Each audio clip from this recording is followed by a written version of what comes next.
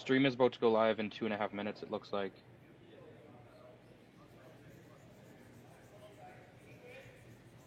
Once we're live, I'll just call us in because I don't think we have any commercials or anything on this one. Okay. Looks like stream's about to go live now.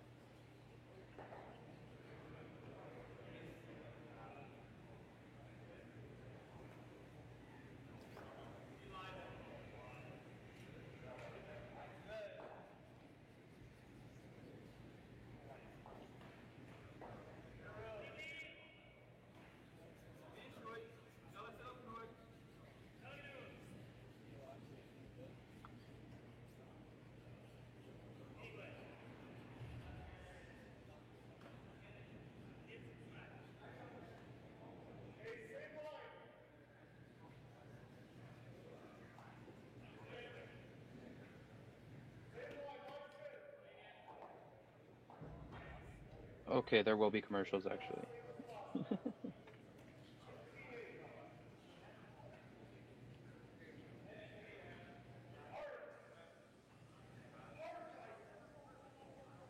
Is my mic good? Can you hear me?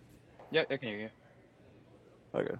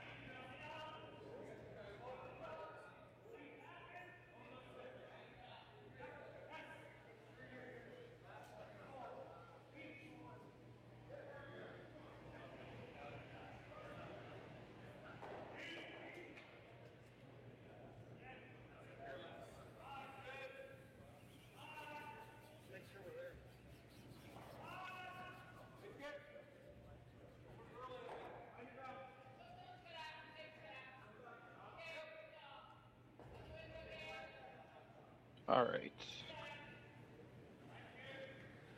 This is a B qualifier game as well. Yeah.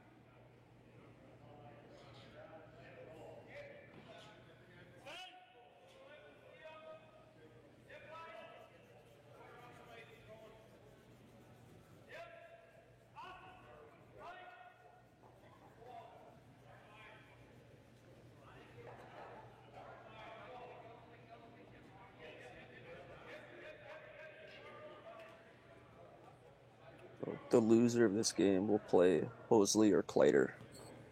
The winner of that game? Yeah. I guess obviously, yeah. Yeah.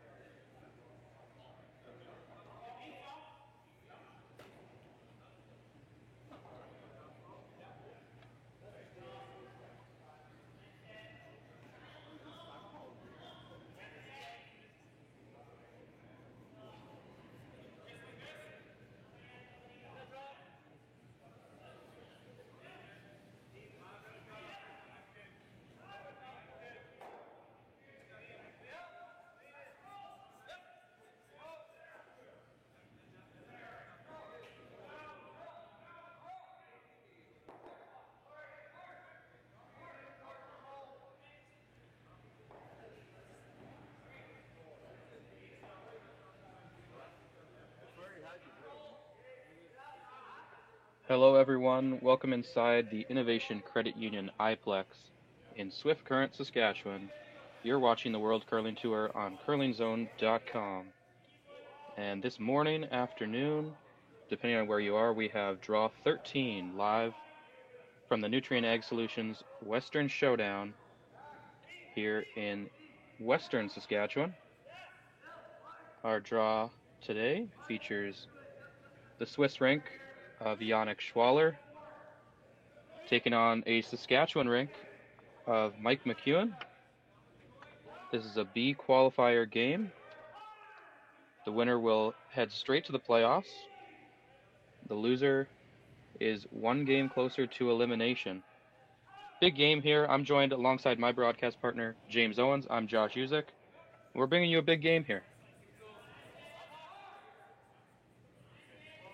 We join you during second rocks of this first end. We're going to do a quick meet the teams here. Starting off with Yannick Schwaller. They are curling out of the Geneva Curling Club, throwing the red rocks. Their lead is Pablo Lachat. Their second is Sven Michel. Their skip is Yannick Schwaller throwing the third stones. And throwing the fourth stones is Benoit Schwartz.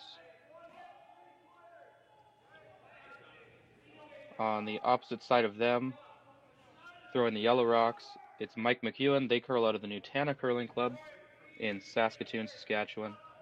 Their lead is Dan Marsh. Their second is twin brother Kevin Marsh. Third is Colton Flash. And the skip is, of course, Mike McEwen. Very decorated game here. Two experienced curlers. It's going to be a great game. Lots of slams between these two curlers. And a refreshed McEwen team if you haven't been updated on the team moves this off-season. Colton Flash used to skip this team, moved down to third, and he doesn't even hold the broom in the rings anymore for Skip Rocks. That duty belongs to Kevin, I believe, of the Marsh twins. Looking at a couple world rankings here. The McEwen rink currently sits fourth. I think so. I don't think it's going to be that classic throw your whole body weight type of shot, though. I think they're just going to play this nice and soft. I think especially just enough to move the rocks that you need to. You don't want to overthrow it and either miss it on the wrong side, a little too much on the outturn side, and you're just peeling the guards, which is about the worst thing that could happen to Mike McEwen right now. But also, if you're going to touch that, second or third shot yellow, I'm not sure which one it is, you don't want to kill it. You want to sit there and pile up some points in the middle. Here's the shot from Colton Flash. Looking to run back this yellow into the forefoot. It's curling early. Not tremendously close from Colton Flash there. He's not going to be happy with that one, as he's not only going to miss the shot, but he's going to open up the middle now.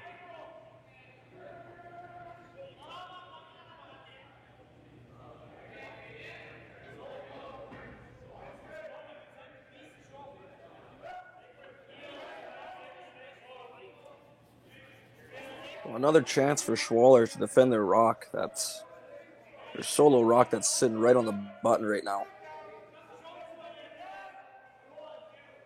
Yeah, it looks a little vulnerable. It is shot rock, though. Are they content to guard this here, James? Looks like it.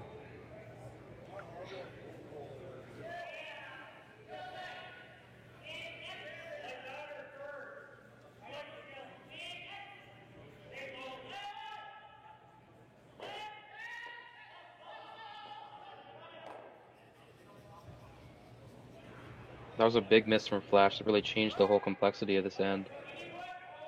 Benoit Schwartz now throwing his first of the second end. Throwing fourths for the Schwaller rink.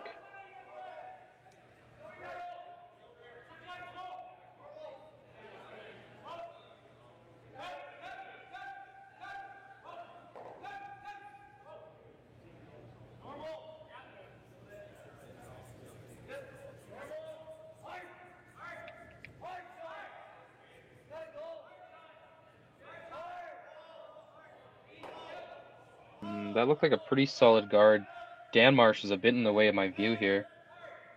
Thanks, Dan, for stepping back there. That's a pretty good shot. That's a good spot for it.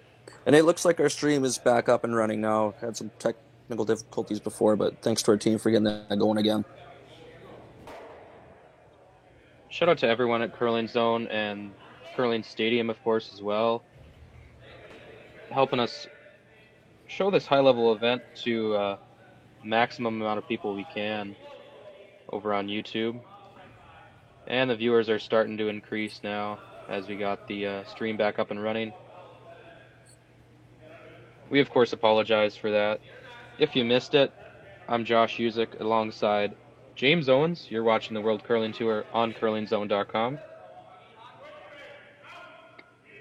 If you're just joining us, we're on to Skip Rocks in the second end. It was a deuce for Schwaller in the first. And McEwen looking to generate some sort of offense here in a game where they've been chasing the majority of it.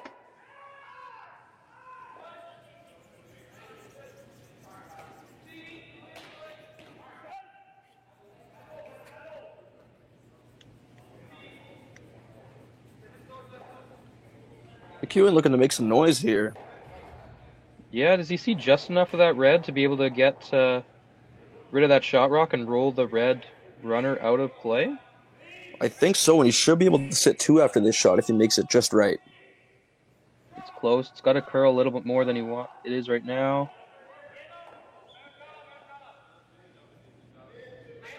Just misses everything. Got a little scary there for a second. Maybe might have picked that yellow third shot off the forefoot, but get away scot-free with that. And another miss on the run back from this McEwen team. They've had a couple key misses in bad spots here early in this one. And it's left the Swiss team, Yannick Schwaller, with a lot of chances to put way more pressure on the skip from the Nutana.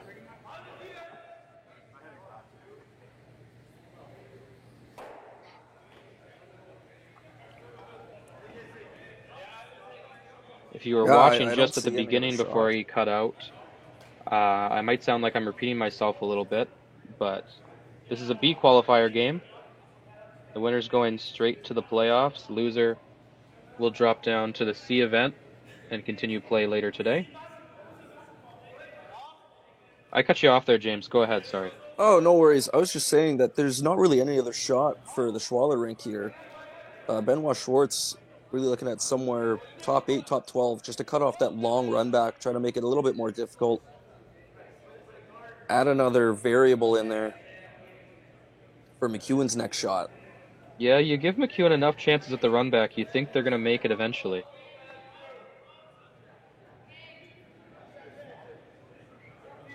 Lots of ice here. Looks like that is the call.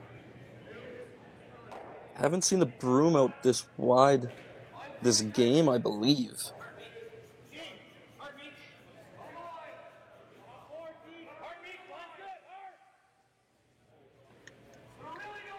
And here's the last rock for Benoit Schwartz of the Yannick Schwaller team. Up 2-0 in the second without the hammer. Swept by Michel and Lachat.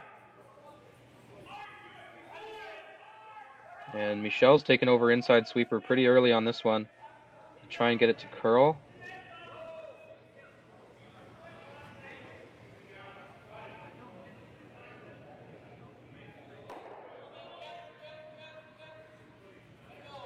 It's going to block any lightweight hit coming around the intern side, to try and get rid of that red shot rock. But you think it's got to be the long red run back again, James, no? That's what I was thinking originally. I think that's the easiest shot. There are a couple options with if you want to get crazy on a yellow or angle run that number 8 rock that Schwartz just threw. Looks like that might be what they're looking at now is angle running that rock that Schwartz just threw, like you said.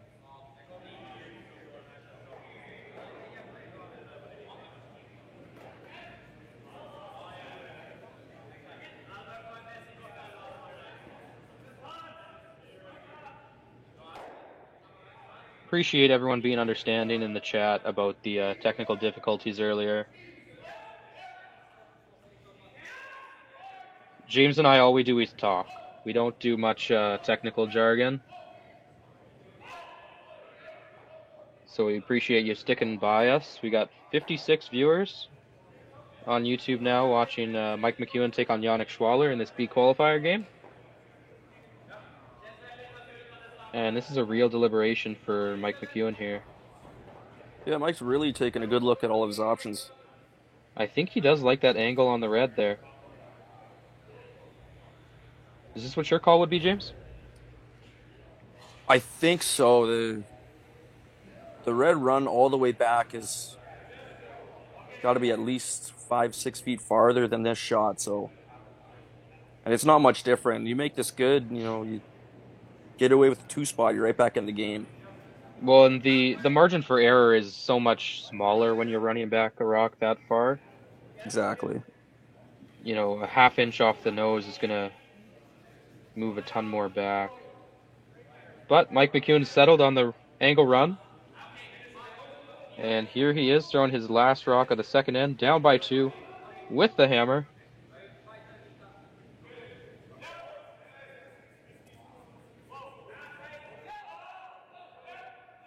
Looks like he's throwing on the yellows, actually, through the out turn. Extremely close. And he's got it enough for 2. Great wow. shot. Huge shot from Mike McEwen. He's going to tie this game up at 2 as we head to the third end here at the 2023 Nutrien Ag Solutions Western Showdown.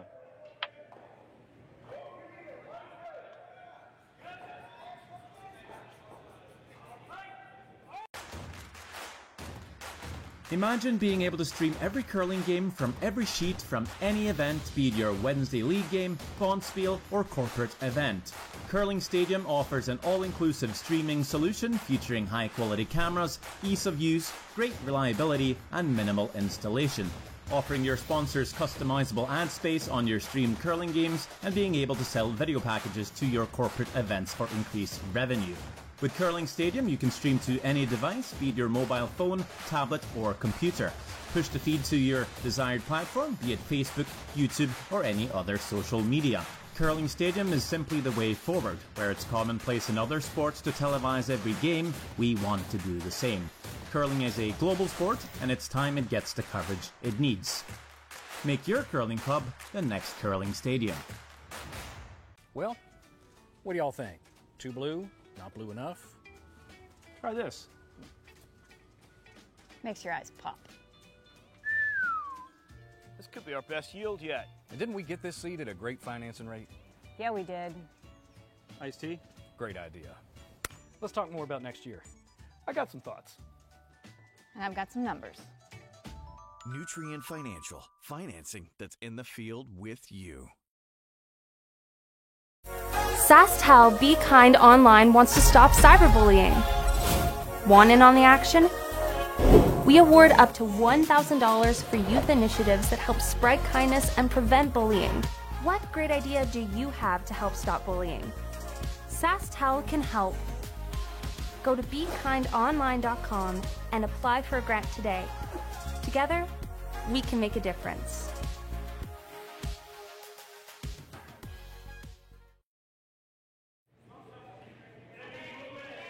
Welcome back inside the Innovation Credit Union iPlex in Swift Current, Saskatchewan.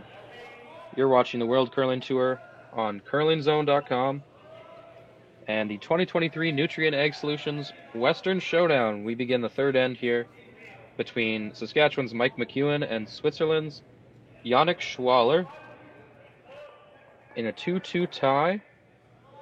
James, talk to me about the shot that tied it up for Mike McEwen. Yeah, something that definitely caught me and Josh off guard. Mike McEwen decided to go with the soft weight out turn through the small port off his own yellow, and he almost made it. I don't think he could have gotten any closer to it without wrecking on another guard. But he almost made it for 3, kept 2 of his yellows in the forefoot, and kicked that red out just enough to score his 2, and he's right back in this game. Yeah, we were talking about all that second end, that this McEwen team needed a bit of a shot to light a fire in them because they were looking a little bit slumpy this morning. Needed something to get them a bit momentum back, and that seems to be exactly what Mike McEwen did there. So maybe he's listening to the stream while he's out there. Once again, just because of the technical difficulties early in the first end, we're going to run through Meet the Teams. We're not 100% sure if you guys caught it in the first end, but for those of you who were a bit late and maybe didn't catch it, we'll run through it again. Throwing the Red Rocks out of Geneva, Switzerland, it's the Yannick Schwaller team. Their lead is Pablo Lachat. Their second is Sven Michel. Skipping the game and throwing third stones is Yannick Schwaller. And throwing fourths is Benoit Schwartz. They are currently ranked number 5 in the World Curling Tour rankings and are the number 1 ranked team in the country of Switzerland. On the other side, throwing the Yellow Rocks, it's the Mike McEwen rink. They curl out of the Nutana Curling Club in Saskatoon. Their lead is Daniel Marsh. Their second is twin brother Kevin Marsh. Their third is Colton Flash. Their skip is Mike McEwen. They are currently ranked 14th in the World Curling Tour rankings, 6th in Canada, and they are the number 1 ranked team in the province of Saskatchewan. It's a mouthful to do that twice in one game, I'll tell you that much.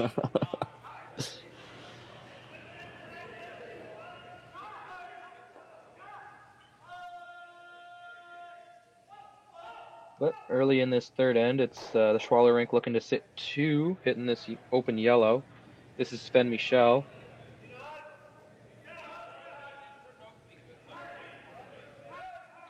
Been around the Swiss team in a couple different forms for a while. Formerly played third for Peter de Cruz. Took a step down for this Schwaller Rink today as he's going to make this hit and roll. This year, rather, sorry.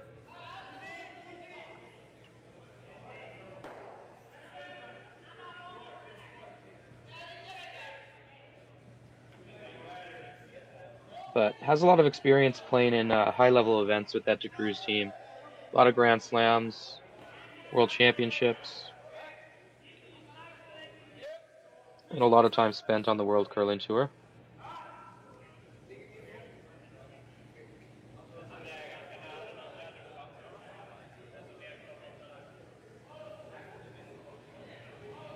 Makes you something soft weight for Kevin Marsh here. Yeah, pretty tough to get any roll inside on this shot, but I think they're going to try and get as close as they can. But the tougher you make the hit for the Schwaller team, as well as what you got to think about. This one's curling now. Pretty solid throw from Kevin. He's going to make it and stick right there. Maybe just a half-inch roll outside, and it'll force Schwaller to try and roll to the wing now, as I don't think Schwaller has any room to get in there either, obviously, with how high that yellow is now. I say that looking at the down the ice view, not the eagle eye view. This is LaShaw on the sweep early. Now looking for some curl here. They seem to be on the guard and tried to hit it as thick as they could. Maybe stick around for a corner, but they're not going to do that.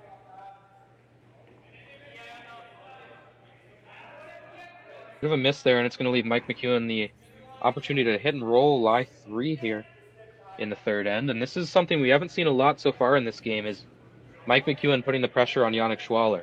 And we talked a bit about the momentum shift that that shot by McEwen in the second might create, and you might be seeing it here now. I love the aggressiveness of what Mike's talking about here. Playing the run back on the red, try to get the shooter to roll under the corner. Really tough for Schwaller to get rid of 3 yellows before the end of this end. The run back on the yellow, you mean? Yes, sorry. Okay. Yellow to red. It's like either I'm blind or you're blind. One of us is. But here's Colton Flash, former Brier champion with the Kevin Cooey rink a number of years ago. Won a silver medal at that World Championships, which Sven Michel and Benoit Schwartz both were at as Team Switzerland at that World Championships. So a bit of familiarity between all these teams. Both these teams have been playing around on the World Curling Tour, Grand Slam Tour for years, and a bit of a miss there from Colton Flash. What happened there, James? Just not 100% sure, actually, but it wasn't the outcome they were looking for, and it's kind of been a slow morning for Colton Flash, so hoping to see a bounce back in the second half of this game. Yeah, and this will draw some attention from the rest of the Schwaller team, as they're going to get all 4 guys down on the far end to talk about this next shot.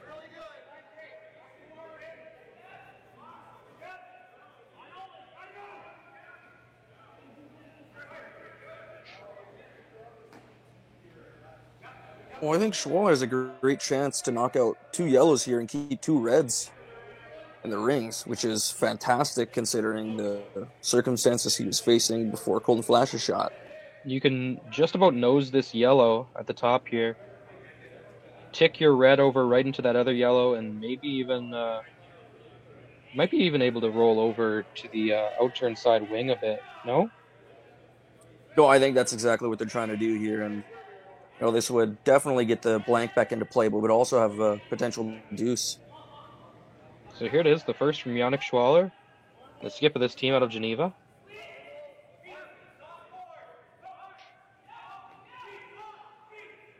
Pretty close to nose, just a touch off.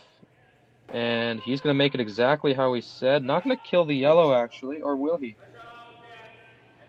He will just barely kill the yellow. Great Rolled shot. Directly buried under that yellow corner guard as well. That was a huge shot from Yannick Schwaller. Beautifully made.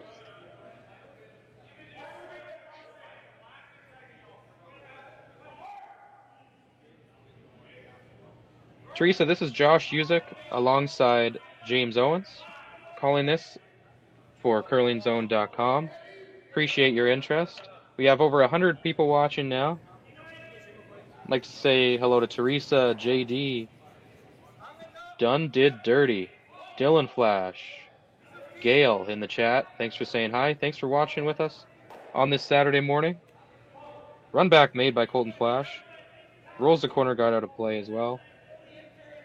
Or his shooter out of play, rather.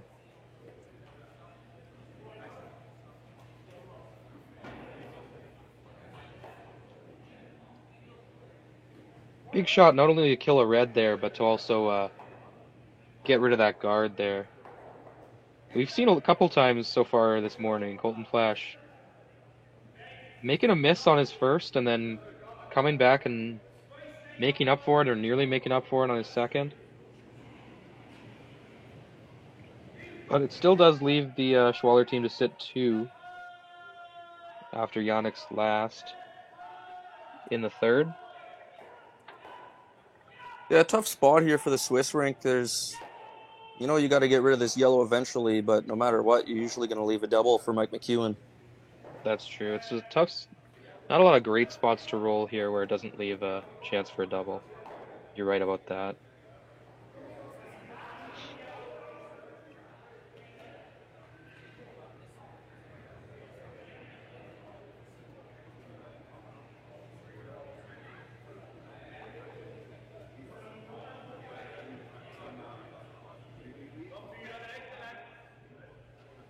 Looks like he'll be content to throw his intern here. Try and roll a little bit out to the wing.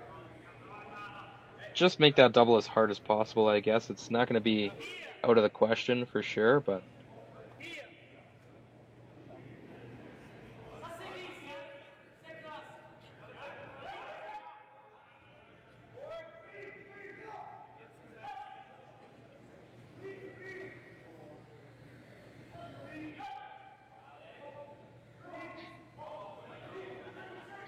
And here's Yannick Schwaller for his last rock here in the third end.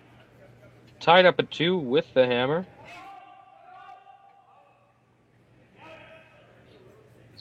Sven Michel on the curl now. Seem to be back and forth. That's usually a good sign. Trying to get the roll to the outside as much as they can. And they're not going to roll very much. And that's going to be a pretty natural double for Mike McEwen. He's going to take those all day. This is his bread and butter, wouldn't you say, James? Yeah, for Mike McEwen, 100%. I'm just thinking to myself, there is a little bit of risk with that yellow not quite biting on the back 12 for some jam, but I think Mike McEwen should be able to get out of this unscathed. We'll see here. Mike McEwen, originally from Winnipeg, Manitoba. Curled many years out of Manitoba. Of course, last year famously skipped Ontario at the Brier for his first time in his career. And now playing out of the province of Saskatchewan. So made a couple moves last couple years in his career. Trying to find something that sticks. And he's throwing a double here with his first in the third end.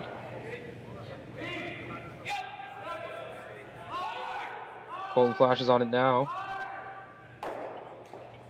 I'm going to make one go away. Can't get the second one to go. Hits it a bit too thick. And it will leave the Swiss team with a chance to sit 2 again.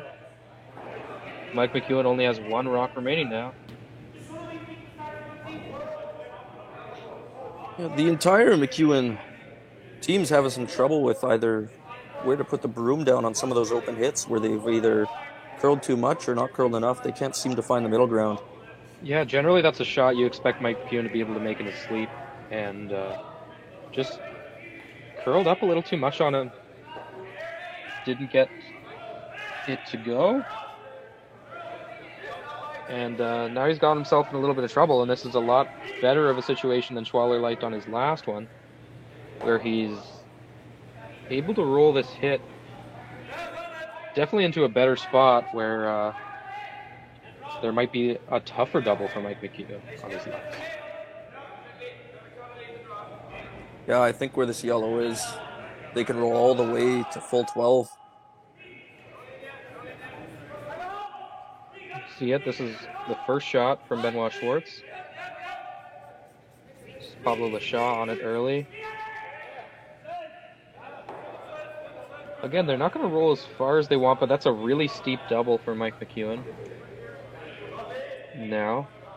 Wouldn't be too surprised to see the slash double here from McEwen based on those angles. That's very true.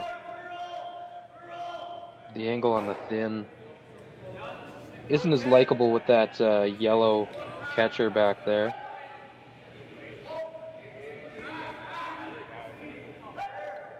And it looks like that's what Mike's going to see here. In turn, try and slash these across, get rid of two, and get off scot-free with a blank here. Mike McEwen would take it all day if he can get out of this end with a blank. They've been chasing since Colton Flash's miss.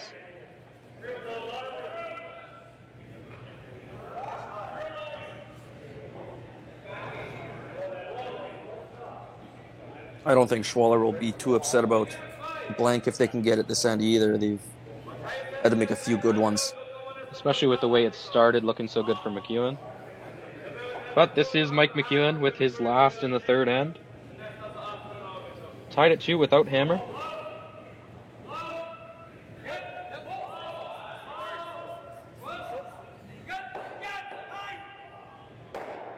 And he caught that one extremely thin. Only got rid of one red. And it's going to be an open draw. Put it in the paint for 2 for Benoit Schwartz. Bit of a shocker, Mike McEwen missing 2 opportunities at a double there, James, eh? Yeah, I don't think anybody would have put money on Mike McEwen to miss 2 relatively basic doubles in the same end. So Benoit Schwartz looking to answer with a deuce right back in the third. We've gone deuce, deuce, deuce. The opening 3 ends here in draw 13 of the Nutrien Ag Solutions Western Showdown. It'll be Schwaller leading 4-2 when we return. Mike McEwen with the hammer.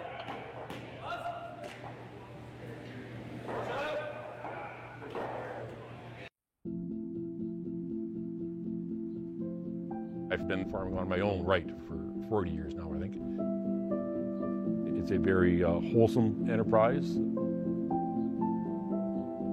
You have very, very busy periods when you have to go hard. So many of our windows are so tight that you just can't afford to miss a couple days of seeding. When a producer places their trust in us, that when it's time for them to be able to make their living, we're going to be there. That's a tremendous responsibility that is not a one-day-a-year thing, right? In order to actually deliver on that, you have to build your processes and you have to build your team and you have to have a mindset of operational excellence, because there's a lot of things that can go wrong. And it's our job to make sure that they don't go wrong. Or if they do go wrong, that we can fix it before it affects our customer.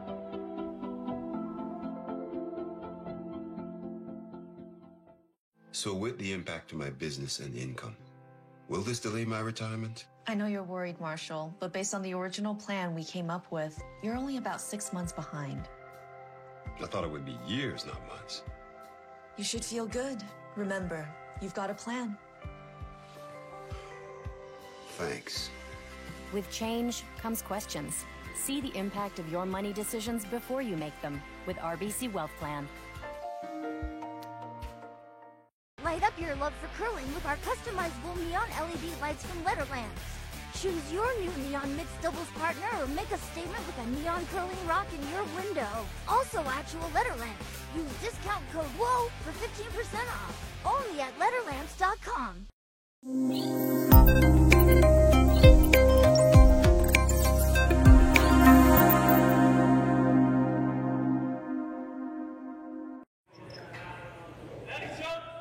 Welcome back to the land of living skies, Swift Current, Saskatchewan, sorry. We are entering the fourth end of play here in Draw 13 of the Nutrien Ag Solutions Western Showdown. We're bringing you Mike McEwen versus Yannick Schwaller. And it's Schwaller leading 4-2 after our third deuce of the game. James, walk us through that end. What happened there? You know, McEwen started out great getting ahead, and then, still having some back-end problems from Colton Flash and Mike McEwen. The Schwaller rink made a bunch of good ones to find their way back in that with a possible deuce. And McEwen just missing a couple key doubles there gave Schwaller rink the edge to get a deuce right back. So this game, lots of offense. Been a few key misses here that the scoreboard just keeps climbing. And we've got a corner guard up for the Mike McEwen team. I believe they're looking to come right under it with a draw to the wing here. Might be sliding a bit early. The sweepers are off it right now.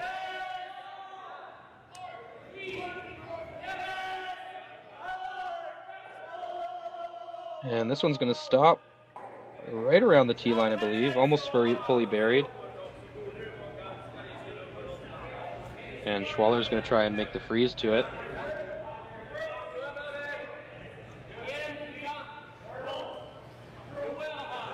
And watch for Yannick Schwaller to try and put some more pressure on Mike McEwen. He's getting some misses out of the skip. And has got to want to try and break this one open, especially heading into the fourth end here. It'd be a great time to grab a steal. But even getting away with a blank in this end, Schwaller wouldn't be upset. This is Sven Michel's first rock of the third end here. Lashaw trying to move it over. He's going to bounce off and roll open. And you'd think Mike McEwen looking to the center two rocks there.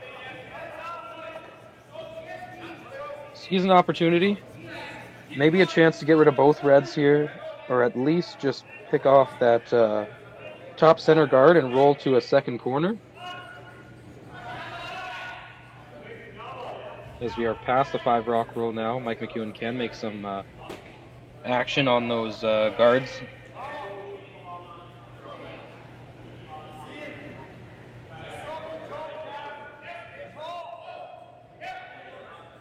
This is Kevin Marsh. Plays second for this Mike McEwen team and is also serving as the vice.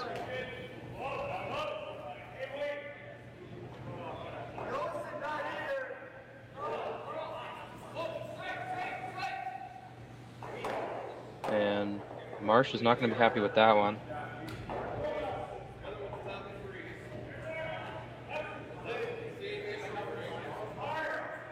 Those reds are about as easy of a double as you can find now, but leaves that center guard up there. And it's Schwaller sitting 2 and throwing. Some optimism from that shot is that he did end up grouping those reds away from the center line. Sven Michel will come down and offer his opinion on this shot.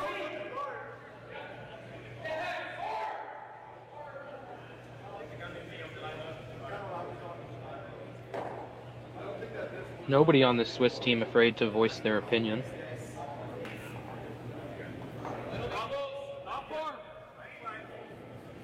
Seems like they're trying to move these group reds around as to not leave an easy double for the McEwen rink. Not a bad idea. You're able to jumble them around, maybe push that top one, maybe not completely buried behind that center guard, but somewhere over there, and roll the other two possibly around to that corner. I think it's there. Definitely not the most conventional shot, but it's a good eye from Sven Michel for sure, yeah. Yeah.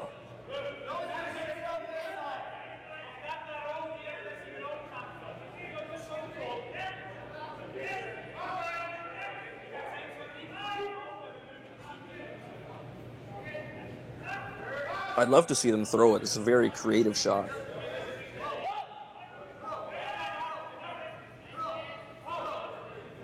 So he's going to take the out turn.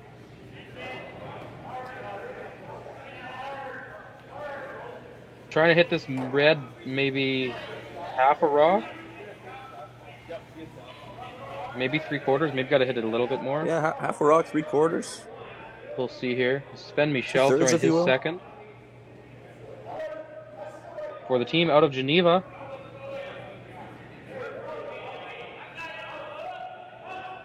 It's on the way.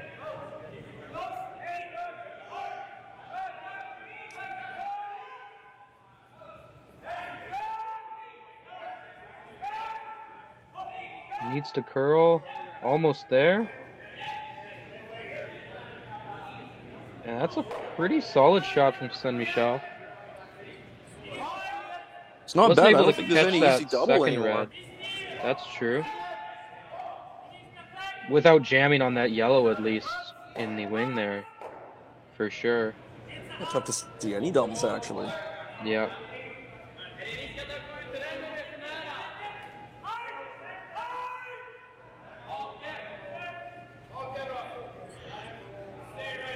So Mike McEwen and Kevin Marsh seem to have their work cut out for them again.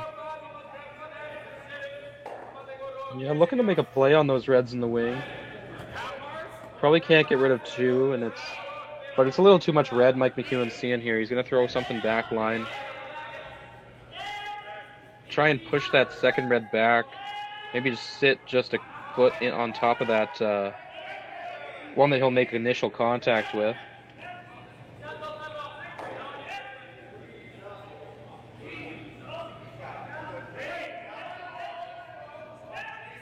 And here is Kevin Marsh.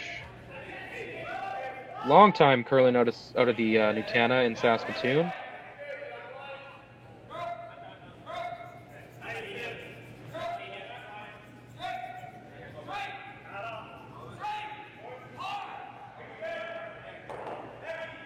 And that's about as good as you can ask for from Kevin Marsh. Solid shot there. Maybe doesn't push that red as far back as they wanted to. It's definitely close as to whose third shot.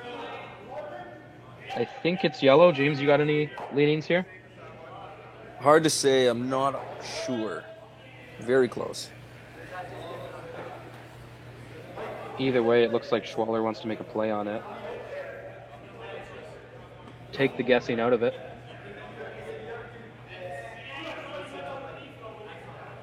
Coming up following the fourth end break, we're going to take you around the rings and update you on the scores from all 6 games going on here in Draw 13 of the Nutrien Ag Solutions Western Showdown.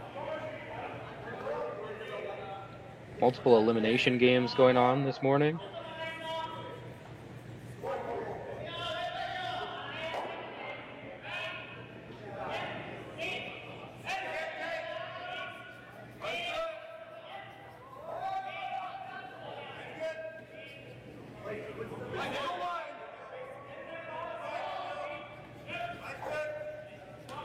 Maybe this yellow on the far edge is third shot. Otherwise, I wouldn't really see the incentive to go after it, but it seems like Schwaller wants to get out there and cut back inside PC 8-foot, sit possibly 4. I think I could see that. It was a little bit out in the wings. This is where you saw Colton Flash miss his hit coming the other way. And you're going to see the same thing here. Over curl and tick that yellow corner guard.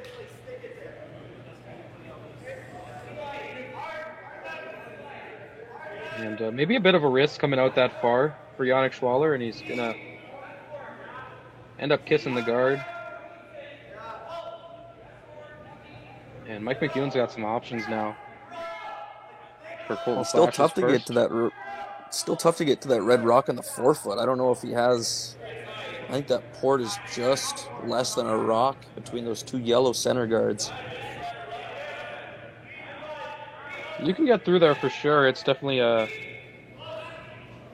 challenge. Looks like he wants to play a run.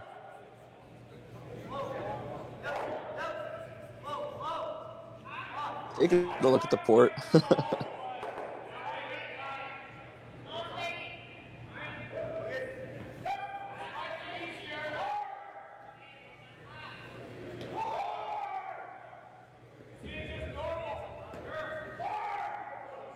So Colton Flash, they said they like normal weight.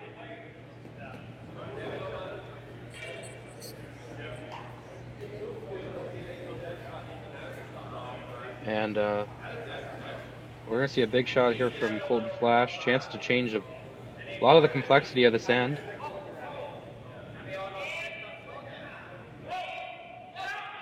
It's close now.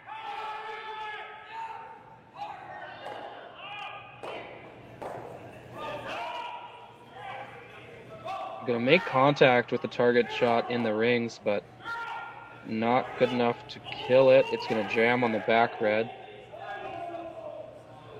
And I believe it leaves Yannick Schwaller sitting shot rock there now, no? Maybe second? I think so. Hard to tell without the overhead, but I believe that he is sitting 2. That one hang out? Yeah. Schwaller sitting 2. They have a chance to come around the center if they want, but then Colton Flash would have another shot at that run back. Looks like they're trying to sit 3 under 2 yellows on that far intern side. Yeah, so it looks like it is Schwaller sitting 2.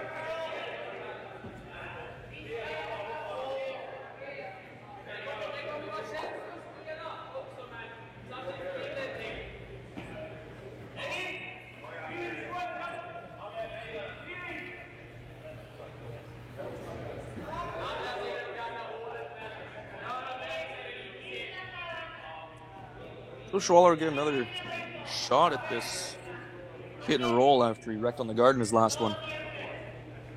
Yeah, you always like throw the same shot twice. Makes you want to make it on your second. Take some learning from your first. He's throwing more weight at this for sure. And Saint Michel's trying to curl it. He's going to hit it just about dead nose. Sit for 4th shot.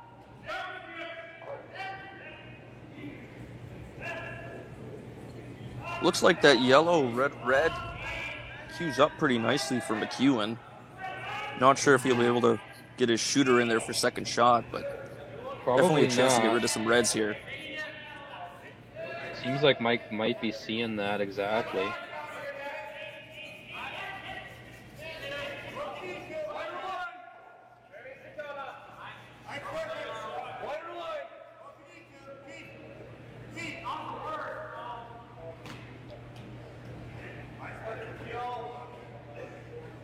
And of course, the outturn draw hasn't been thrown this end yet.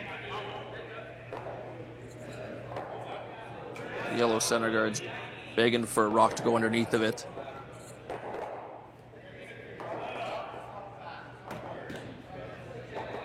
I think Mike's seeing that yellow, red that you pointed out just a second ago. You can hit it just a hair on the intern side there. And are able to spill that yellow that you're running shortly into the just under that corner guard, sorry.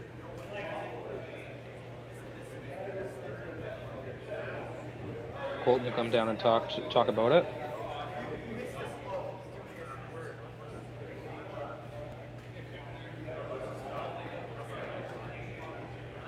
The loser of this game is going to drop down to the C event and take on the winner of Marco Hosley and Rylan Collider. They are playing right now in a C event game.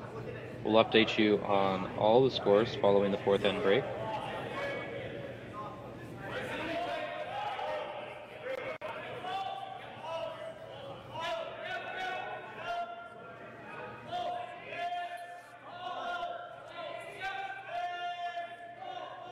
So this is the shot you agree with then, James? This I think short so, yellow, yeah. red.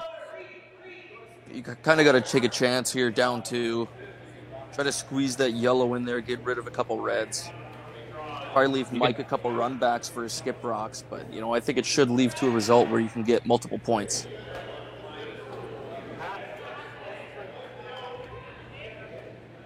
So it looks like that is the call. Hit it just a hair on the intern side. Spill that yellow underneath the corner for shot rock.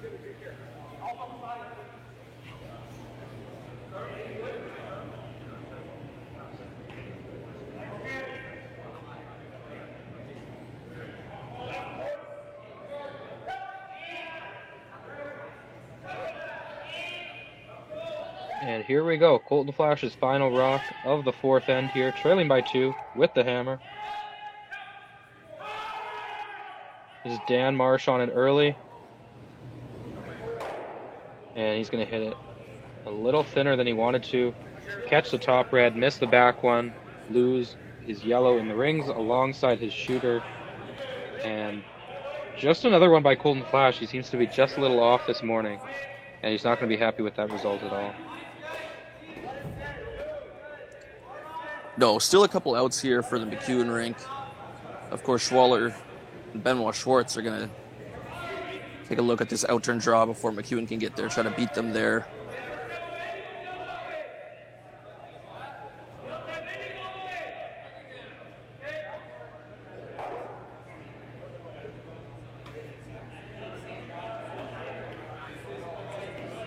So here is Benoit Schwartz throwing fourths for this team out of Geneva with his first in the fourth end.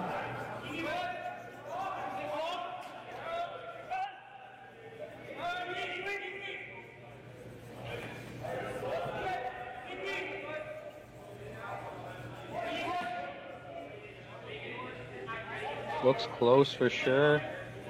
Coming by about a foot shy of that yellow center guard. And right to the top of the 4-foot. Beautiful shot by Benoit Schwartz. A fantastic spot. Yeah, definitely tough to come down and place that rock any better. Sort as much as you can ask from Benoit.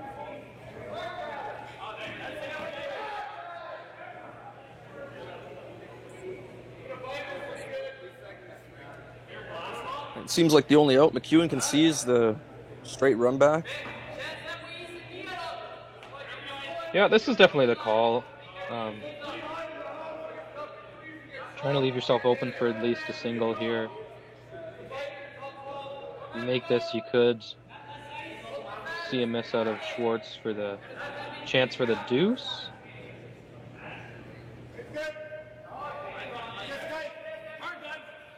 For sure, I think if McEwen can make this one perfect, he's got a real good shot at getting 2 here. Now here's Mike McEwen, his trademark rub of his right knee as he pushes out of the hack. Out-turn run back on his first here in the fourth end. Colton Flash is on this early.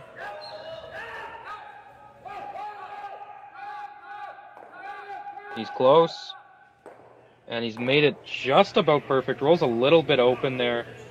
Probably about half to 3/4 open from the hack for Benoit, and he'll probably be content to try and kill this and get away here with a force. I expect them to play this aggressive here, try to get a roll underneath. So probably about a hack weight throw from Benoit Schwartz here. Try and get rid of that yellow, eliminate any chance for a deuce for Mike McEwen, and maybe even roll under the center guard there and force a real tough draw for the Saskatchewan-based team on their last rock.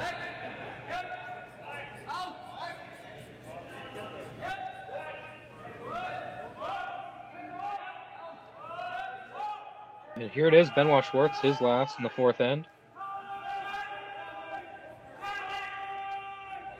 This is Pablo Lashaw really trying to curl this over as much as he can. It's starting to move now. Just going to sit right there. But that's put in a spot where I'm not sure if Mike McEwen can hit that on the nose and sit 4-shot rock. That's what I was looking at as well. It's very close. Not easy to roll somewhere, and so he's looking at that other one on the in-turn side. They hit and roll into the 8-foot.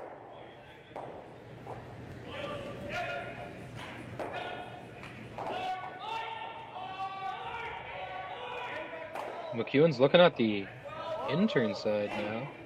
Well, he could even just come down and straight nose that open one. Looks like it might be edge on edge with the corner guard. That's true. Looks like he's going to take the in-turn draw, though. Am I wrong on that, James? I think that's right. Coming out a little bit wide here. You got to be careful. This is where Yannick Schwaller missed his on an over curl. I've seen a few rocks here over curl coming towards the center line, even back in the second end as well.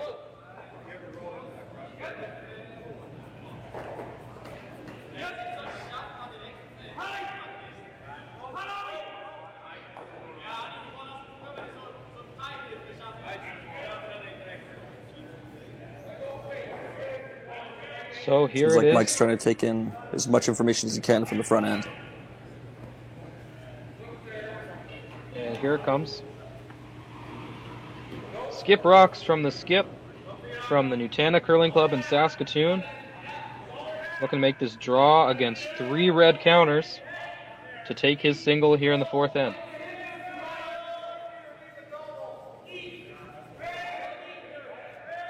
Sweepers like it. Line's looking good.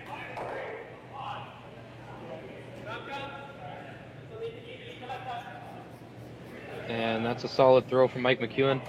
He'll take one here in the fourth end and trail 4-3 as we head to recess. Fifth end coming up next at the Nutrien Ag Solutions Western Showdown.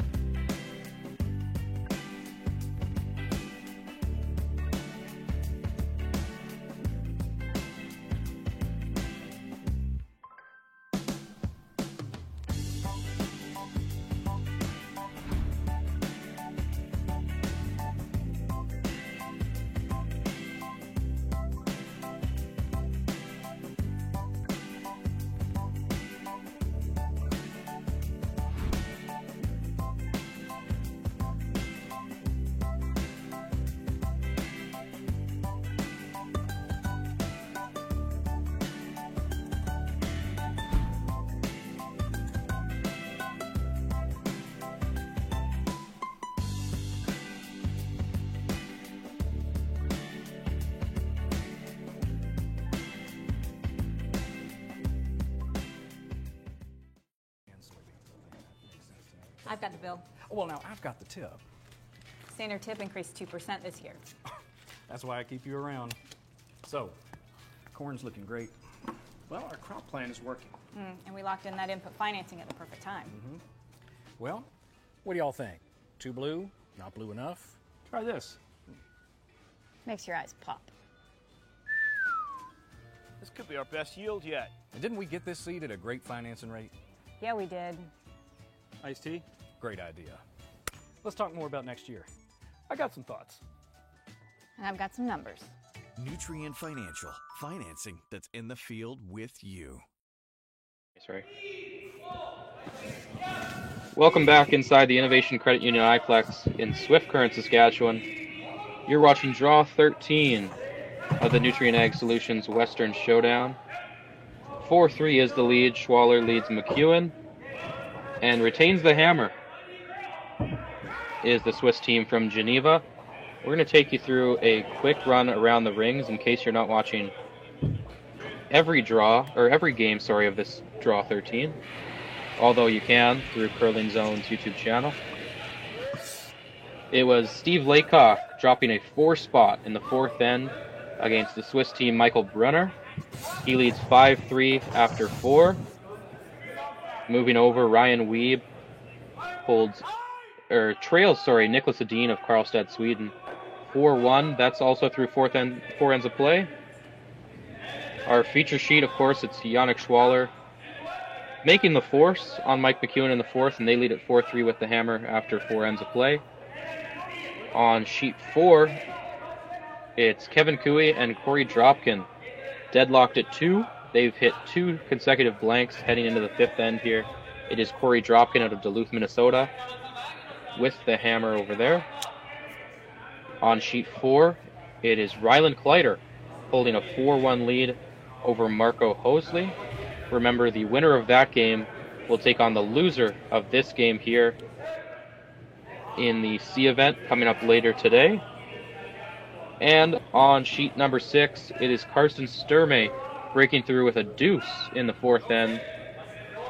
And they now lead Riko Yanigasawa of Sapporo, Japan, 3-1 after 4 ends of play over there. So all 6 games heading into the back half here. It's a little past 12:30 local time here in Swift Current.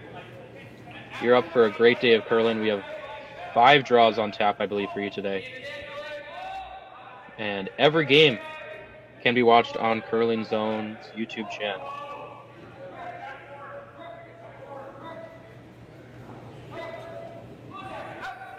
McEwen looks eager to put some pressure on Schwaller here in the 5th end now, really needing at least a force to keep himself in this game without falling out of it too much.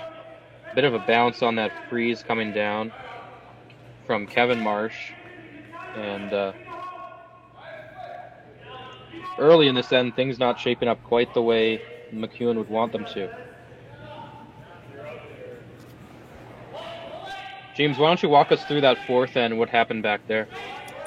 Well, the setup for both teams at the beginning end was great, and then the McEwen rink, it's kind of been a reoccurring theme in this game. They just can't seem to hit the rock in the right place on those open guards, or even seems like open hits in the rings even. They just always seem to be off by that half inch or full inch, and that's where they kind of fell behind, and the Schwaller rink really took advantage of that and made the McEwen rink pay.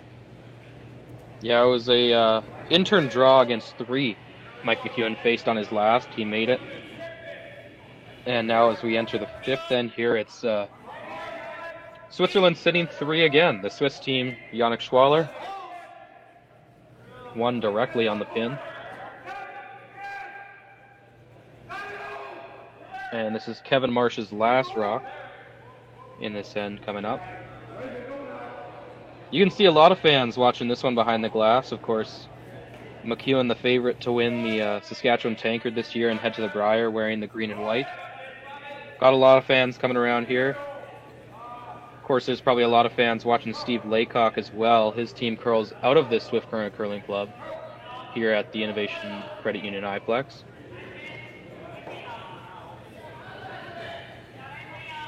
And there is a lot of junk in front of that center line, and a lot of reds buried behind it.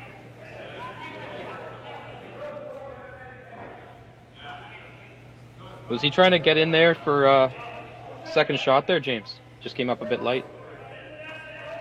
Yeah, not 100% sure. It was weird the way the rock came in there, but I think they were definitely trying to move some rocks around and try to give themselves some better angles to work with later in the end.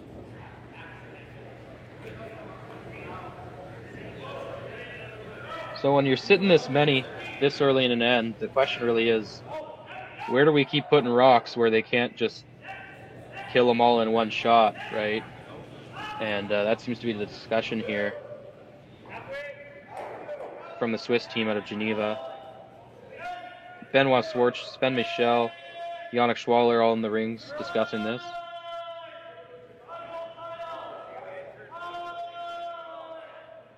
And here comes the final member of the Swiss team, Pablo Lechat.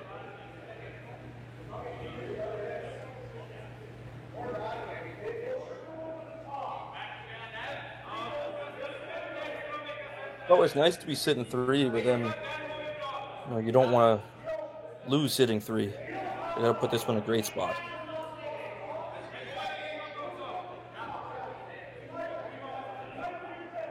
I think putting this red rock in the top 4 makes it extremely tough for McEwen to get in there. Can't really shrink the scoring area anymore over those 3 reds that would already be in there. McEwen also doesn't have any great angles to running anything in right now. No, there's 3 yellow guards out in front. None of them really running very nicely. You can maybe make a triple peel, but you know you're in trouble when you're peeling your own guards there. Sven Michel going to come around with the outturn draw here. Not bad. That last yellow in the 12-foot there is just a little bit off-center to the outturn side, so maybe seeing a bit more cover over there. This is Lechat and Schwartz on the sweep. pounding this one. It looks like it's definitely not going to get there.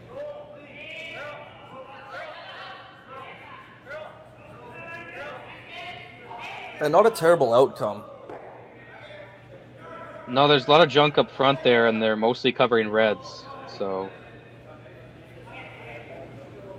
Mike McEwen's got a decision to make here. He's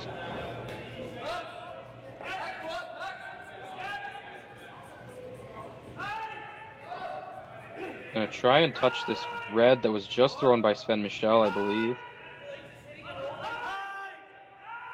I think he's got to really try to move a lot of granite with this one, and nobody better than Colton Flash to be in the hack. He's going to make some rocks move here for sure. Here's Colton Flash, the former skip of this rink.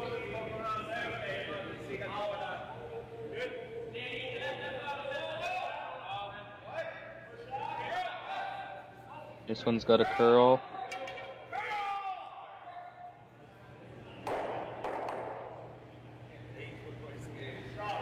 He'll make some rock move, but leave that yellow wide open.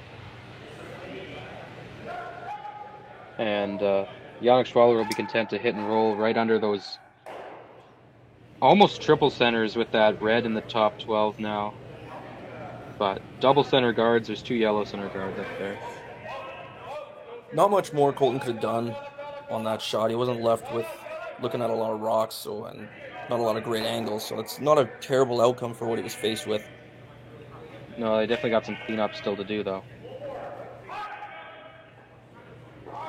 So here's Yannick Schwaller. He calls the game for this team out of Geneva. Throwing his first rock of the 5th end here, leading by 1.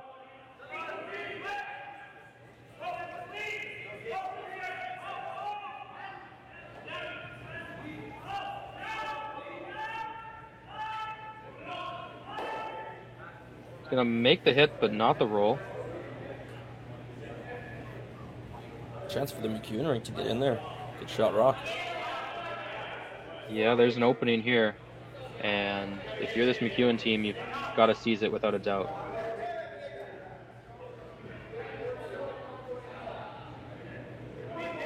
Likely to see some backhouse weight here just to knock those 2 red back. Maybe if you can create a pocket for yourself would be perfect. Sit right on the, right above the button there. Yeah, this is a big opening for this McEwen team, especially with those guards out in front. Really need, with the way this game's going, to generate at least a force here, if not a steal. A deuce here really puts the rest of this game as we enter the back half in Yannick Schwaller's hand. I think Team McEwen's due for a steal. Their steal efficiency at 33%. Colton's close on this. Isn't going to be able to bump that red back far enough, but sits there for second shot, I believe. It's definitely close for second, at least. Second or third, it's still a good outcome from Colton there on that shot.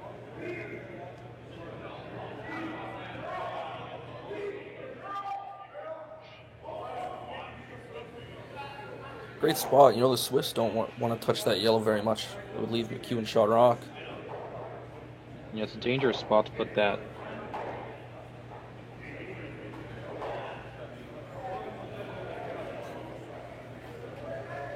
Could play the slash. Well, they are going to play it. Slash red to yellow. Kick everything out of there.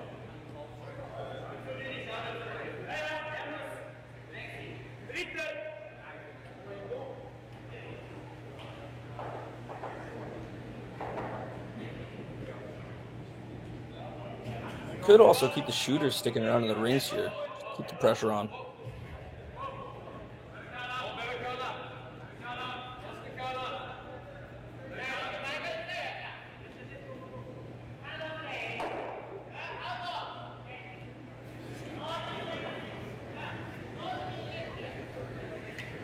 So here's the final rock of the 5th end from Yannick Schwaller. Wow.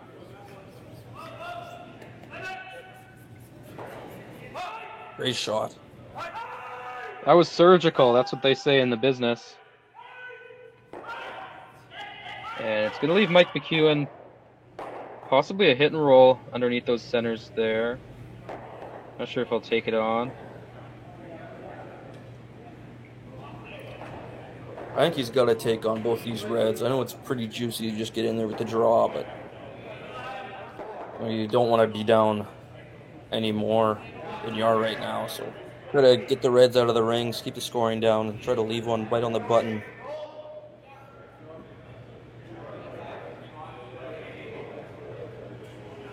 And that looks like the call from Mike McEwen.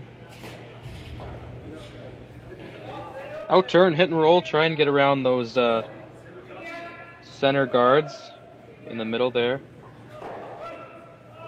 McEwen may be seeing something in the ice he doesn't like there. Get it out of the way and get it out of your mind as you let go of this rock for sure. Kevin Marsh in the house, Colton Flash, Dan Marsh on the sweep. Mike McEwen's about to throw his first rock of the fifth end, down by 1.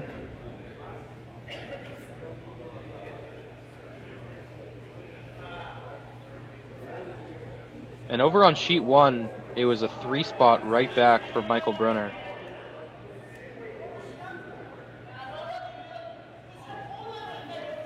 And he takes a 6-5 lead after 5 there over the hometown team from Swift Current, Steve Laycock. It'd be great to see Mike make this one. He's had a couple tough ones. It'd be nice to see him get his mojo back. I mean, definitely a confidence booster if you can put this one in a perfect spot here. Get rid of a couple reds and get buried. Colton Flash on this early.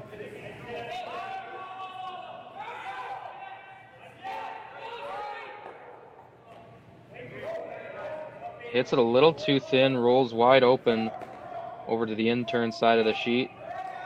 And little miscommunication there on the sweep. Yeah, it looked like Dan Marsh stayed on it a little too long to curl when Mike wanted them to switch back. And it's sort of just been the day it's been for Mike McEwen. He's been sticking around here, but this end looks like it might be a dagger in the heart if Benoit Schwartz can bury this where he wants to. But the Swiss team only sitting 1 right now.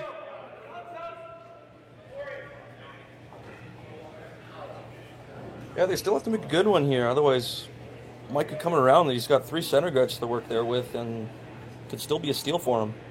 Especially if you come too deep on this, it's a given freeze for Mike McEwen, and that not only cuts the scoring area down, but it makes it a really tough shot for 2 for Benoit on his last. But here's Benoit's first. Sweeper's on it early.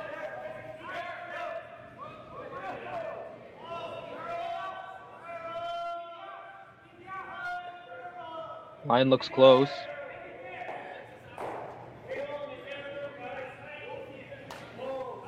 Fearful of bringing this too deep. That's a pretty good shot from Benoit. Doesn't get much better than that. No, even if Mike comes on top and freezes that, he's still going to have a chance to get full 4 will get him 2 points. And even with the freeze here, Benoit will be comfortable with drawing around the in-turn side if he needs to.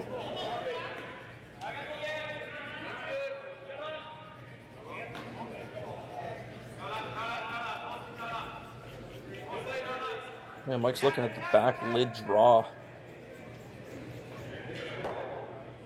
Pretty aggressive, but I think you got to take some risks as they're playing this very highly ranked Swiss team. Yeah, for sure. It's like we said at the start of it, it's a big end here for McEwen. A deuce really hurts their chances of coming out of here with the W.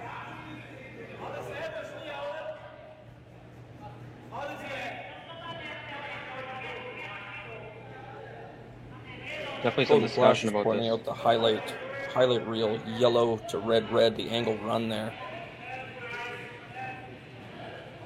Would be a nice looking shot, but I think it would still leave the exact same draw that Benoit Schwartz just threw.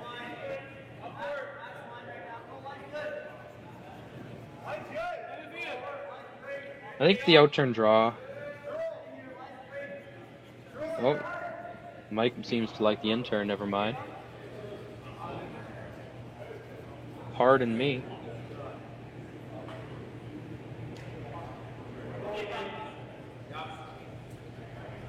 Either way here, you're going to leave Benoit shot for 2.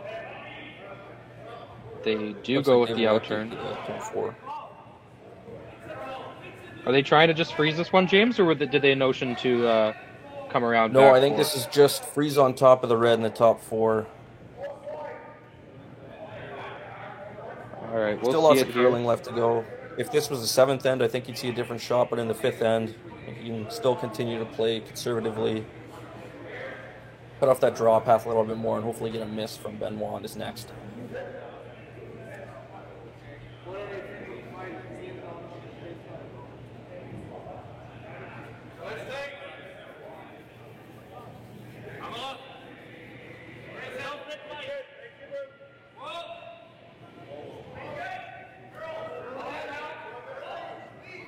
Still a bit of discussion as Mike McEwen stands in the hack now, and he'll make his way back down the sheet again.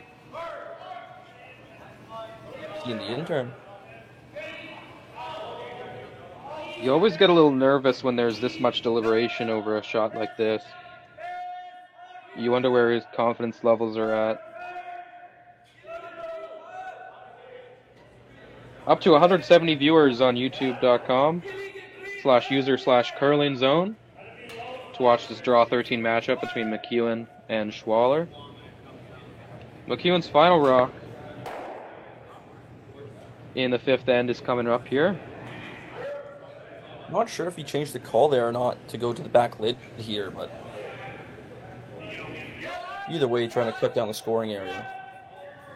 100%. Here's Mike McEwen, skip of this team out of the Nutana in Saskatoon, with his last rock in the 5th end, down by 1 without the hammer.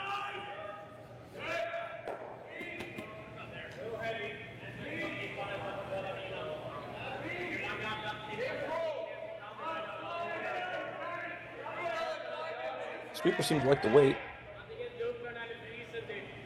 Coming in now. Looks like it is going to come around the top red. And sit back there for second shot. Just barely full 4.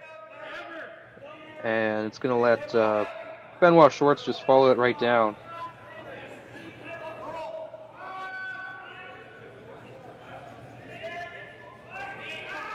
And that's what he will do.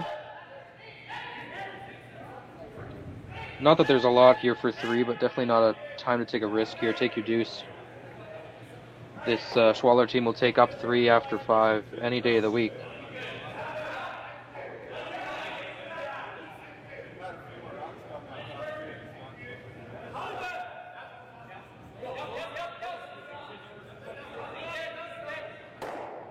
Looks like he'll also elect to change the curl.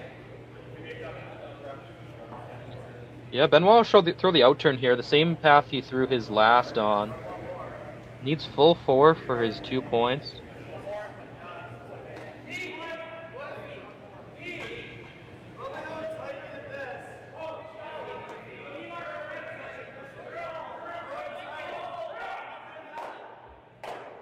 Looks like it might be sliding a little bit. Kevin Marsh, sorry, creeping into the rings to try and sweep this one back.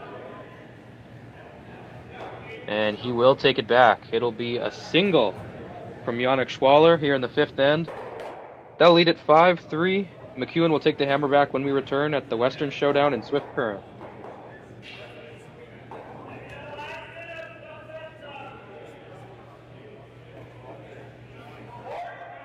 Light up your love for curling with our customizable neon LED lights from Letterlands. Choose your new neon mixed doubles partner or make a statement with a neon curling rock in your window. Also actual Letterlands. Use discount code WHOA for 15% off. Only at Letterlands.com. We asked Saskatchewan what they know about 5G. More speed? More innovation? It's gonna make our lives a whole heck of a lot easier. This is what 5G looks like. Better, faster. Sounds like one more G. Sounds pretty good. I don't know what it means. All you really need to know is the future of 5G is here and will continue improving through investments in network technology. Swift Current is great because everybody that we do business with, we know on some sort of personal level. What I love about Swift Current is the vibrant arts and culture community. I really like Swift Current. We are not a big city, but the size of the city is really good, and we have everything. Swift Current is a great sports town, great teams and great fans. People say, good morning, hi, how are you, even though we don't know each other.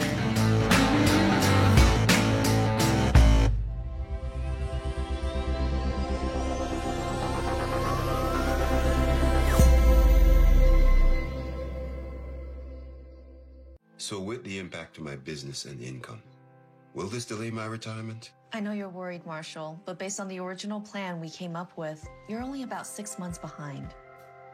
I thought it would be years, not months. You should feel good.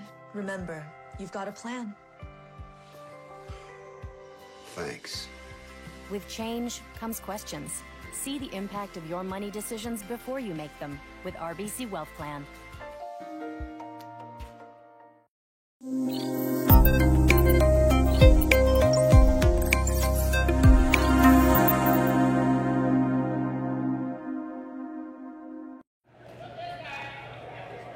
Welcome back inside the Innovation Credit Union iPlex in Swift Current, Saskatchewan. You're watching the World Curling Tour on curlingzone.com. It is currently Draw 13 of the Nutrien Ag Solutions Western Showdown 2023. And Yannick Schwaller is leading Mike McEwen of Saskatoon 5-3 as we enter the sixth end. McEwen has the hammer. James, walk us through that fifth end. What happened a bit there?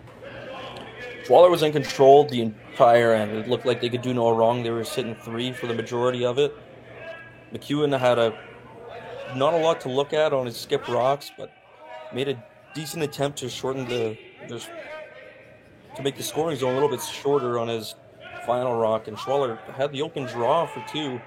Just needed full 4, and he just fell back deep. So a huge break for the McEwen rink.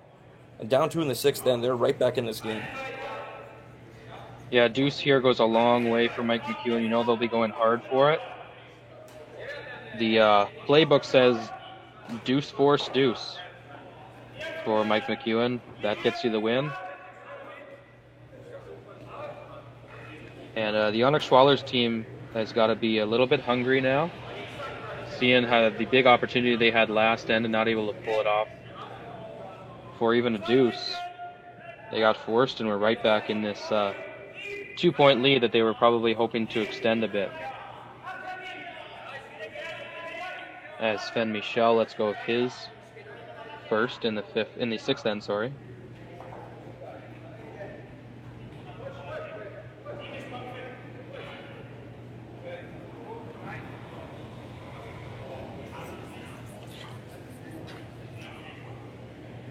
Taking another quick look around the rings. It was Ryan Weeb scoring a deuce in the fifth.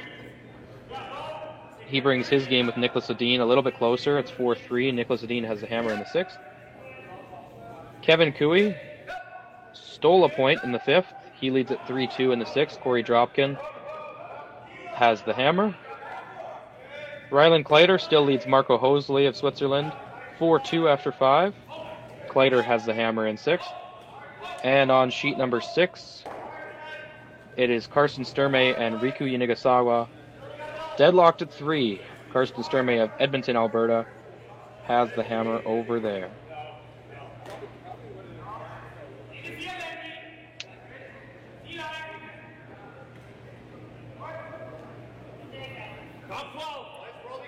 Schwaller's still in control here in this end. Got one in the forefoot and a center guard. Looks like they're going to try to put another one on that line as well. But not a bad setup for McEwen either. Got the double corners and a draw behind that one on the intern side.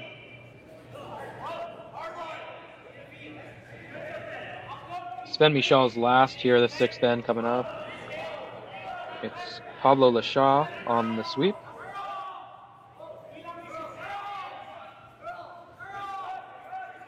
We've seen a lot of that sort of mixed doubles strategy type of sweeping from the Swiss team today, where they won't really let Benoit on the sweep, but the front end sweeper will switch between sweep for line and for curl. Well, I think it also might just be a bit of a point to the trust they have in Lashaw's sweeping. Being such a big man. Some of those Swiss mountain men genes in there for sure.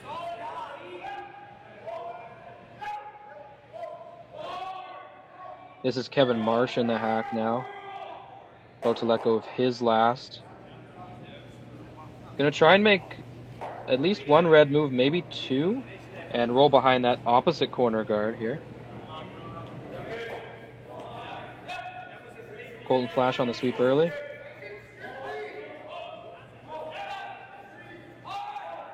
He's close here. Close to the guard too. Gonna get by that one. Move two reds. Not gonna roll all the way over to the corner, but gonna get rid of one red, move the other a little more open.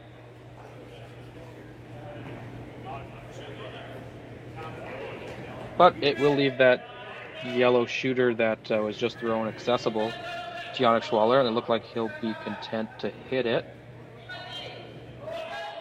Did I see the broom call for the round the horn double? Maybe not if they're taking the out turn here. I'm not I don't think so. I think possibly it was just the roll either under the center or the roll all the way over to the one buried over on the corner. Okay, that makes I sense. guess we'll see. I think James is getting a little excited.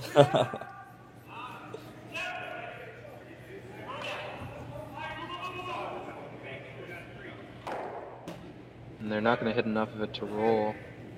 Much at all. Maybe hit too much of it, rather.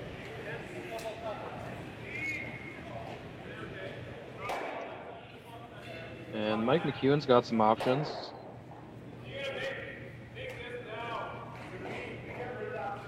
Sees a decent chunk of that red on the intern side there, and I think Mike McEwen likes the hit and roll on the one on the intern side, maybe under that corner guard, alongside his other buried rock there. Yeah, I think the guys at the other end were looking at the out turn, but they can't see the angles that Mike has, and I think that red would just jam right under that center guard and leave him in some trouble.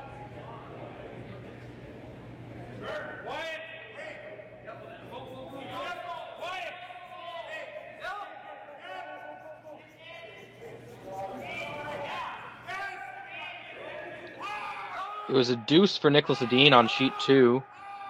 He regains his 3-point lead over Ryan Wiebe of Winnipeg. And Ryan Wiebe will have hammer down 3 in the 7th. That is, of course, a B event game. The winner of that one will advance straight to the playoffs.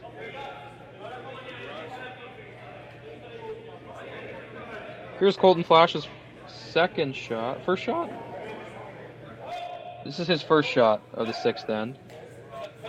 Rocks on the screen are a little bit ahead of us right now. Colton's going to make the hit and stick right there.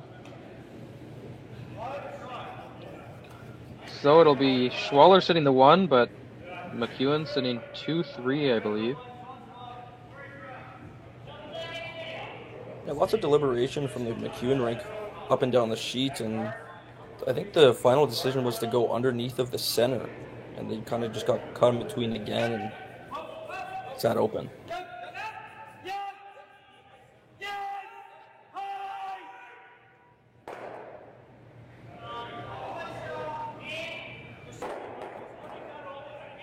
I feel like the Swiss rink won't hesitate to hit one of the McEwen rocks here, seeing as they're up 2 in the 6th end.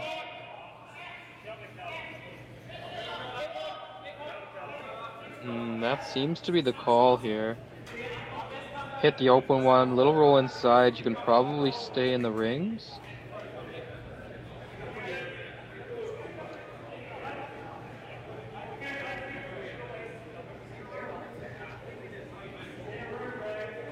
Yeah, if you get that little roll underneath the center, you could definitely stay in 12 foot. So last rock of the end for Yannick Schwaller, the skip of this team out of Geneva.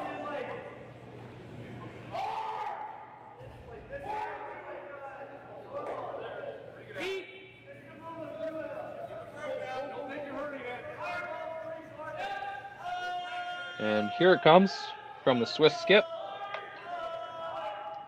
Trying to make a hit here and a little bit of a flop inside to stay in the rings.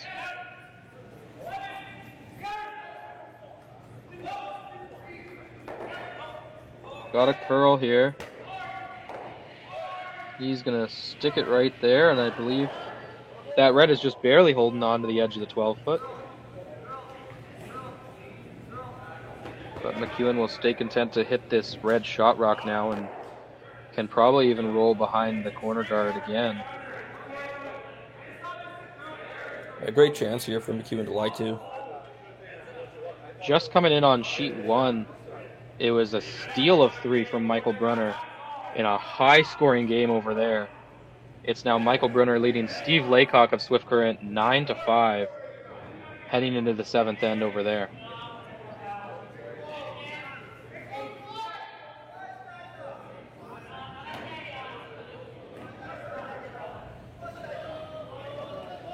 That is also a B event game.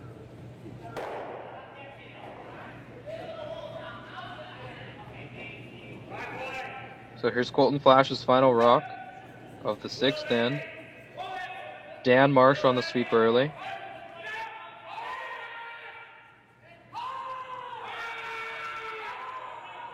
Gotta go hard to get by that guard. They will. And stick the shooter right around the nose of that red they were hitting. Great sweep to just get by that center guard. Yeah, it was a great sweep, but again, just a bit of a half shot there. Wanted to roll underneath the corners, and was really a must to try and generate something big here for McEwen with how many guards are stuck up there in front. Well, I still don't think that's a terrible outcome. You know, it kind of cuts off that draw path that Schwartz might have been looking at to beat McEwen there, but there's not a lot for Schwartz to throw at now. I can't see quite how much Benoit Schwartz has of that yellow that was just thrown. Oh, and it's not a lot. Not enough for the double. He's got maybe a thin sliver from the hack there. And it's going to be the run back for Benoit. First shot of this type that Benoit's thrown today. He's been throwing a lot of draws. So we'll see if he can come down and make this one his first of the 6th end coming up shortly. Here it is. LaShaw on the sweep early. And he's going to miss it inside and shove it right in between those 2 yellow counters. And here's the opening for McEwen.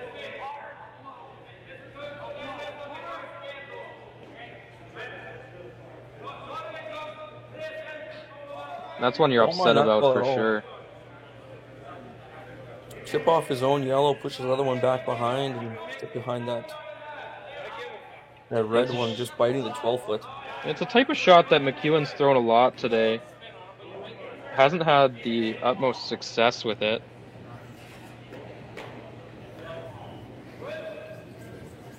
There is also the chance. The split on those?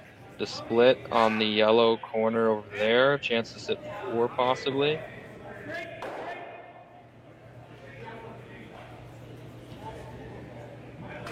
Nice change of pace for the McEwen rink to be sitting 2 on skip rocks here.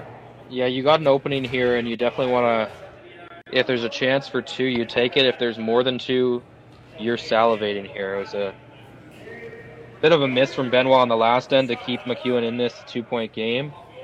And now that they have Hammer back in an even end, they'll be looking to score as many as they can here. Over on sheet 5, it was a deuce from Ryland Kleider out of Saskatoon, Saskatchewan. He takes a 6-2 lead over Switzerland's Marco Hosley as they enter play in the 7th end. Hosley with the hammer over there. That is a C event game. And the winner of that one will play the loser of this one, our feature game, later on tonight.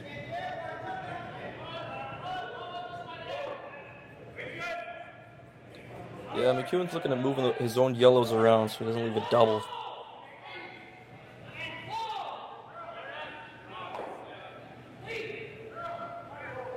The deuce is definitely in play for him, but I think he's trying to keep that 3 alive. Yeah, and that yellow double right now is pretty natural. I think that Benoit would have no problem taking it on. Mike's going to try and split this yellow in the open here underneath the red center guard there, pseudo center guard I might say, and roll his shooter underneath that corner alongside that second shot counter.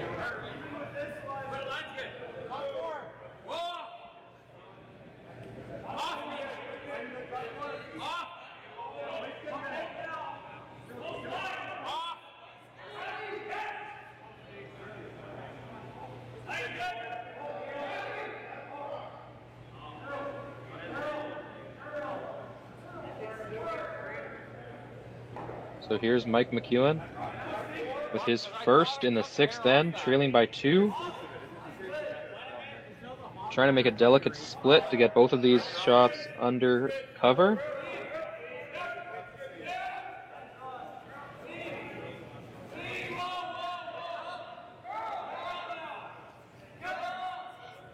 And it's looking like they're not going to make the split, so they're calling an audible here, trying to make it the other way and get that shot as far behind cover as they can. There's probably still a double there for Benoit Schwartz to get out of this with only giving up a deuce.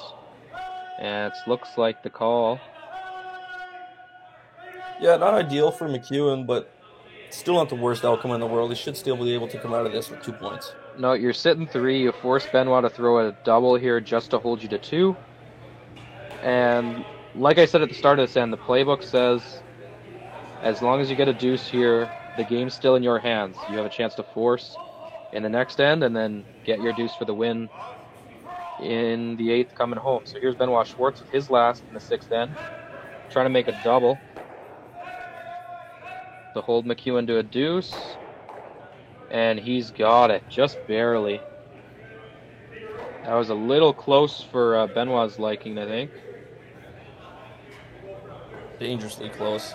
Any fraction of an inch thinner, and he's going right underneath that one. It's a 3 for McEwen.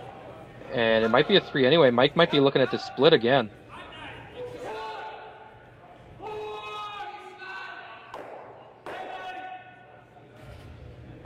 I don't know how I feel about this. I don't think you need to get this aggressive. You know, pride after the 6th end isn't horrible, but you know, down 1 going into 7 is not great. But if Mike thinks he can do it, and if he can make it for 3, it's fantastic for him. You're always wanting to skip to throw the shot that he's confident in. And Mike was looking at this one on his first, so you know he's liking it. And that seems to be the call. It could be a game changer here if Mike can drop this one. Chance to split for 3. And take the lead for the first time in this game. Yeah, he hasn't had a lot of momentum this game, so this would be a huge swing for him. Absolutely. Here's Mike McEwen, the skip from the team out of Saskatoon, trying to make the delicate split for a big score of 3 to take the lead back here, entering the 7th end. Lets it go. They like the weight out of his hand.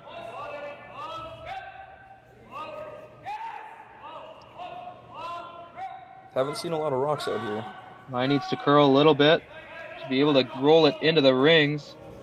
He's got one in the rings and just can't get that second shot rock in the rings. His shooter hits it a little too thick. He'll get his deuce, and we'll tie it up 5-5 when we return for the 7th end here at the Western Showdown.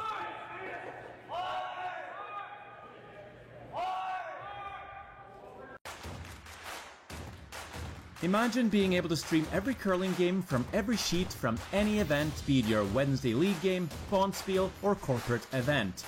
Curling Stadium offers an all-inclusive streaming solution featuring high-quality cameras, ease of use, great reliability, and minimal installation.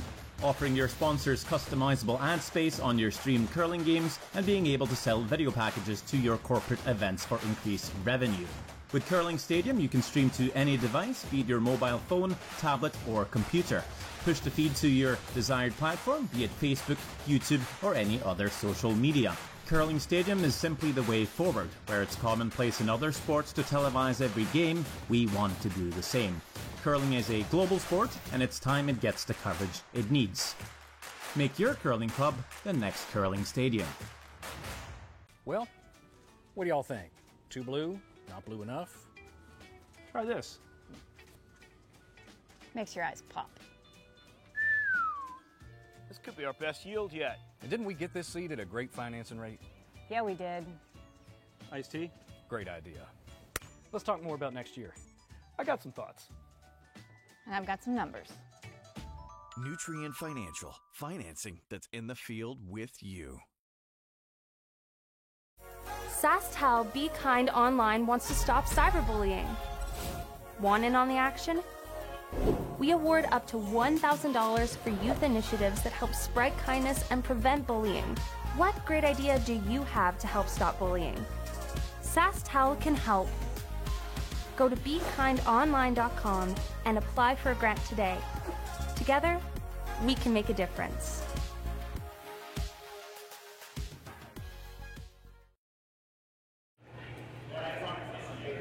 And welcome back inside the Innovation Credit Union iPlex in Swift Current. 7th End now on tap for you through curlingzone.com. Mike McEwen had a shot for 3 in the 6th end there. Just barely missed it. James, walk us through that end. What happened a bit? It was a great back and forth the whole way. Both teams had great setups. McEwen had a couple corners.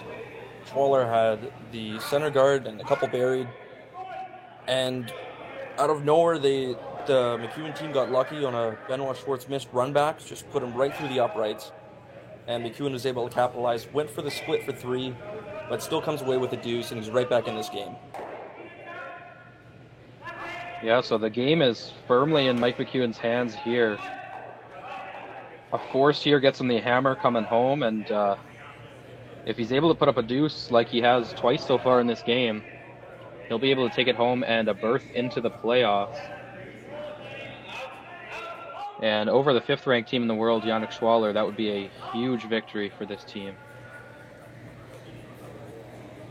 This is Pablo Lasha with his second shot of the 7th end. Swiss team here with hammer. He's going to knock this yellow, unfreeze it, leave it sitting alone there on the button.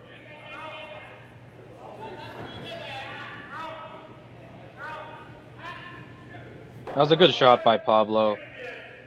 That was a pretty... not the easiest call here for McEwen either.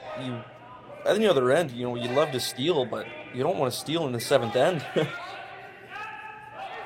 If you can steal multiple, it's okay, and it seems like that's what Mike's lining up, but steal a 1 is not what you want here. Yeah, it's an interesting situation early in this end, as Kevin Marsh settles in the hack for his first.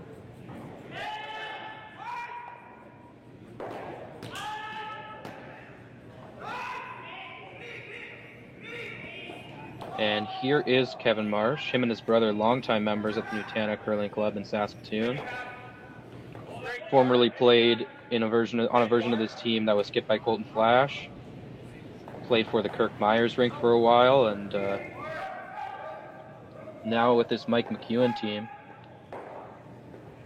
Hits the open red, rolls a little bit to the center, and it'll leave a pretty solid double for Sven Michel here to sit 2. If you're Schwaller here, you want to get rid of as much as you can, leave this end open for the blank. That's probably best case scenario.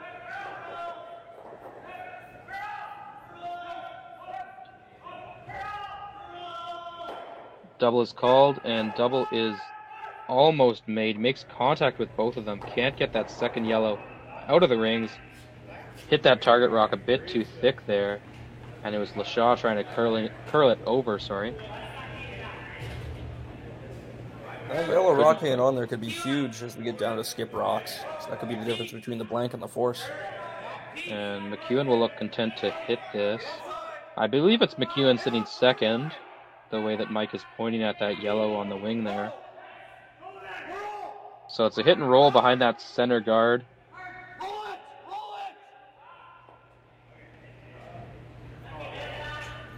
And it looks like it was handshakes over on sheet 2 between Ryan Wiebe and Nicholas Edin. Indeed, it was a steal of 2 for Nicholas Edin. He takes an 8-3 decision over Ryan Wiebe out of Winnipeg. The Wiebe team will drop to the C event later today. Nicholas Edin has booked his ticket to the playoffs with a 3-1 record. This one's getting tight to the guard. Kevin is up and he's made it past the guard. And he's made the hit. That red's going to stick around in the back 12.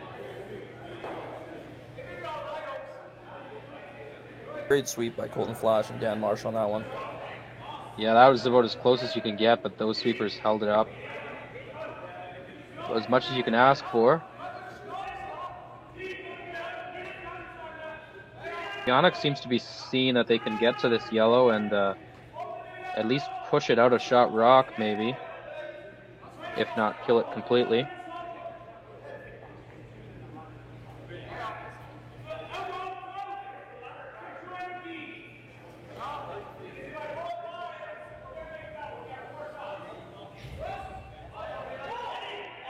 So maybe about hack weight here from Sven Michel, trying to get this yellow off the forefoot.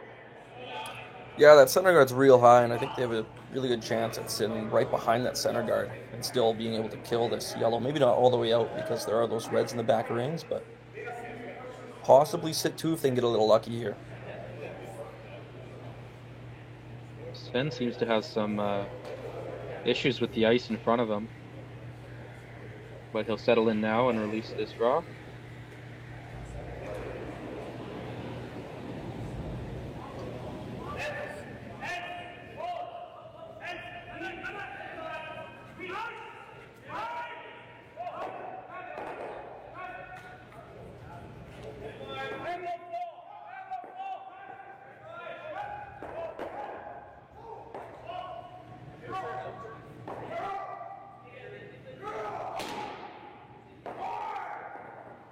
So I think red is shot, but I believe that yellow on the intern side in the 12-foot is second. McEwen's looking great for the force here in this end.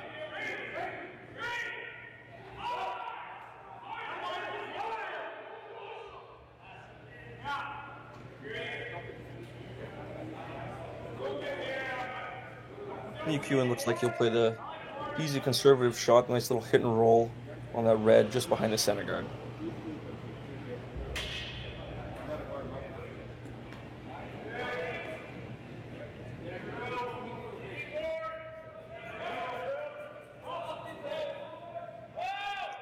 Colton Flash's first rock. Twins Kevin and Dan on the sweep.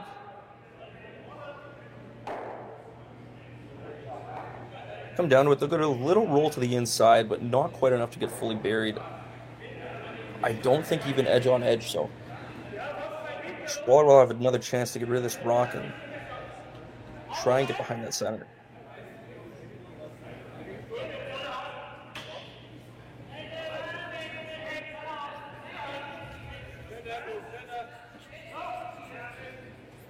Never mind, it looks like Benwell wants to call the hit roll into the open.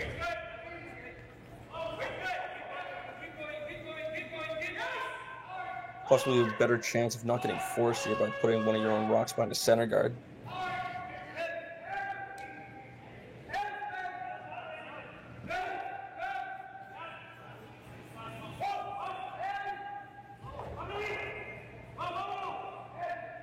Bubble with shock, sweeping for line. Make contact with the yellow. It'll jam in the back, but a great result. Just about frozen with that one on the edge of the 12 there. Looks like red is sitting 1 right on top of the yellow McEwen rock.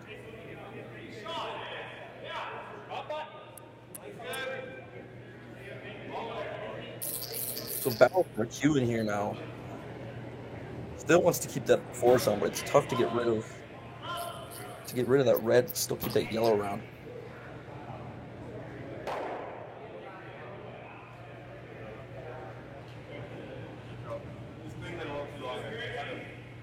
Really got to get rid of that shot rock. I think you can go. I like that call. Just a nice hit and roll.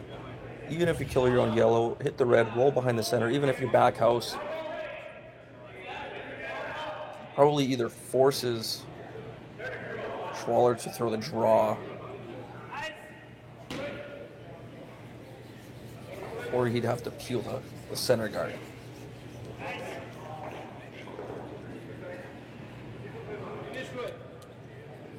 Either way, looking pretty okay for McEwen to get the force here.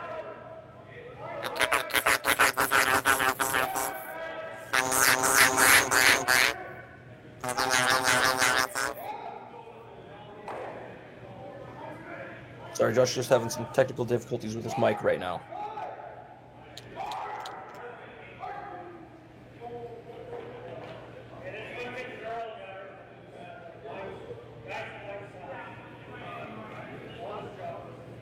So lots of deliberation here from the McEwen rank. Colton Flash coming down. He was the skip of his team last year, with Dan and Kevin as his front end.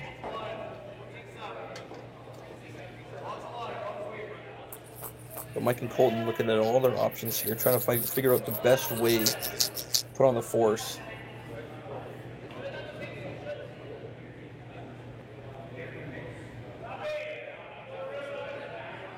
Colton's still looking at that hit and roll off the red on the intern side and roll the center.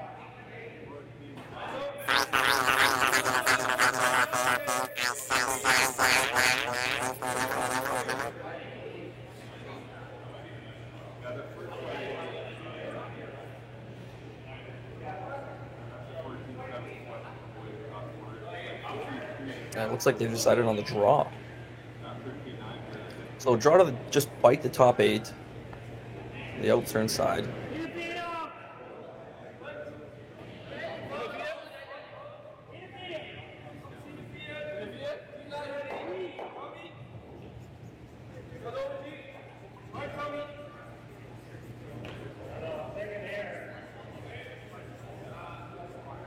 It'll be interesting to see what Schwaller wants to play in his next one if this draw is placed perfectly. We'll probably have the option between the draw or the double peel. Here comes Colton Flash. Brothers Dan and Kevin on the sweep. They're on it early. Just wanted to put this one biting the top 8 so it's shot.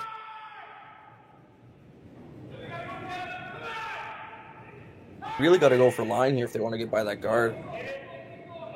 And they'll just rub and spill away.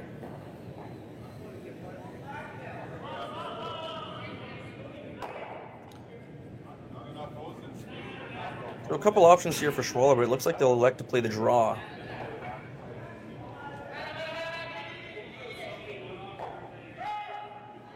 This many rocks in the rings. Seems like they're going to have to go after a deuce here.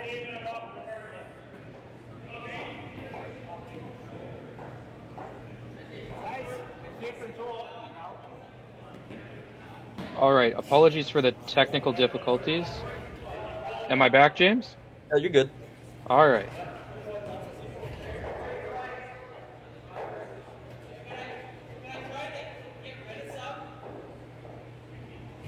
So catch me up here a bit. What are we looking at now?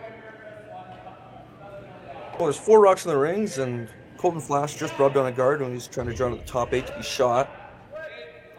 Well, with the jumble of the rocks in the rings now, Schwaller has to go for their deuce so they can avoid being forced. So Schwaller just trying to come around the center guards, put this one top 4, really gain control of the rings. All right.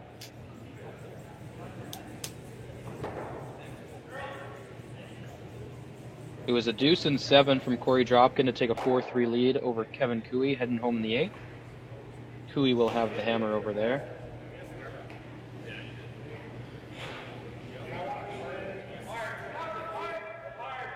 Mike McEwen from Yannick there. Just looking to freeze on top here, James.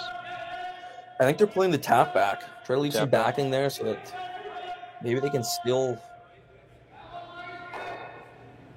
I shouldn't say come away with a steal, but it looks like they're just playing to tap this one back based on where they have room for the ice. All right.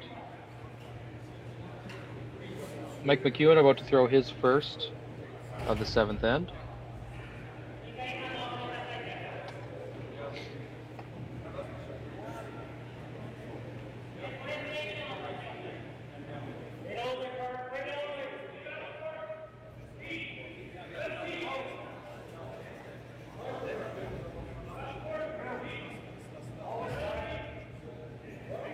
And here's a shot from McEwen.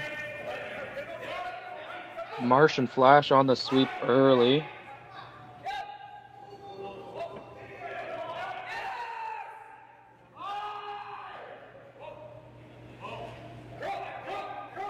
Line's really good. He's going to push this one all the way back into the 8-foot. Half in the 8, half in the 12th, rather.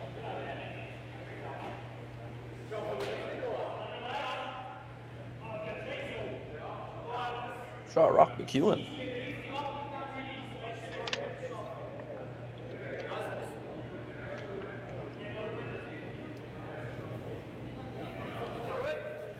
So other than that rub draw from Colton Flash, the entire team seems to have really turned it around in this end.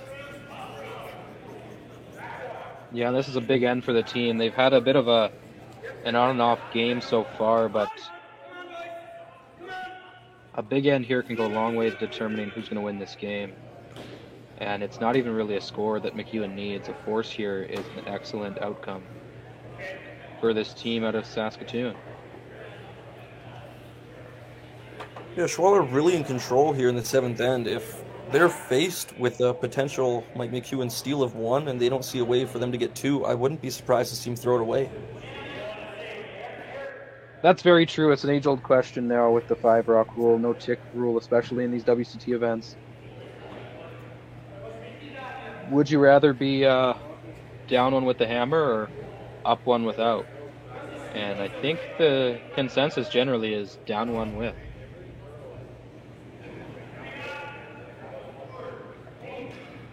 Yeah, with the 5-rock rule, it's not too hard to get your single.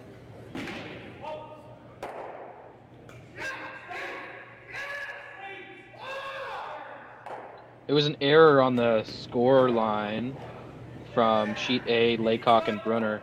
It was actually a 3 in the 6th for Steve Laycock, and followed up by a single in the 7th from Michael Brunner. Laycock leads at 8-7, coming home in the 8th with the hammer. That is also a B qualifier game.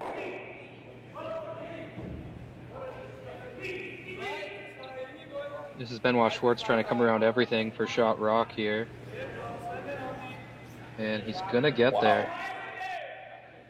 That was about as close to rubbing on that yellow, just biting the top 4 as you could ever come.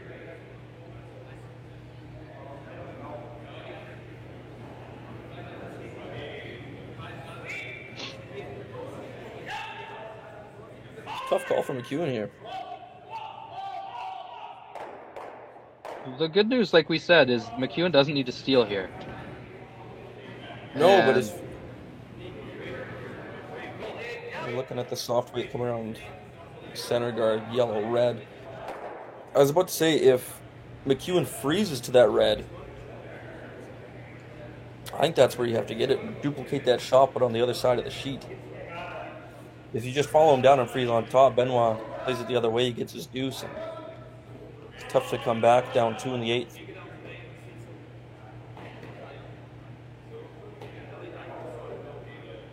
Either way, it's going to be a tough shot for Benoit's 2. And we saw him miss one back in the 5th end. It was a draw for 2, which slid a little deep. Ended up being a force for McEwen. That's what really turned the tide in this game. Looks like just the tap back. Gotta throw a little less weight. You don't want to push this red all the way back to the 12-foot like you did in the last one, and it's a little bit higher in the rings, this yellow that you're trying to tap up now. No, it's an interesting call because you still want to keep that red as shot rock, I think, so they're just trying to push it back to the back lid.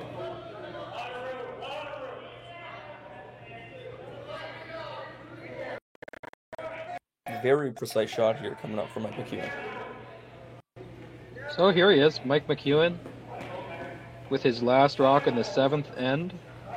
Tied up at 5, and the McEwen rink does not have hammer.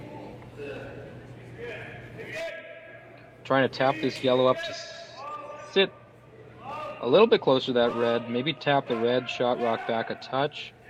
Shrink down the scoring area a bit.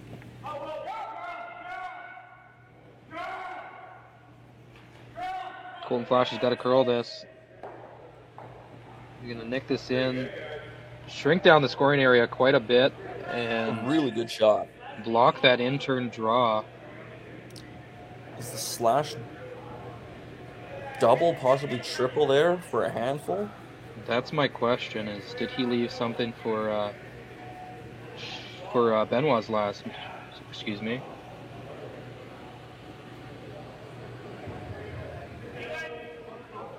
Not sure if they'll even take a look at that, but it's tough to get in there for 2 if you wanted just to throw the draw. I don't think it's there. I don't know if it's even a question. I think I think the call here was maybe the draw and try to rub off that top yellow that was just promoted. But that's an extremely tough shot for your deuce. That's going to be the call here from Benoit.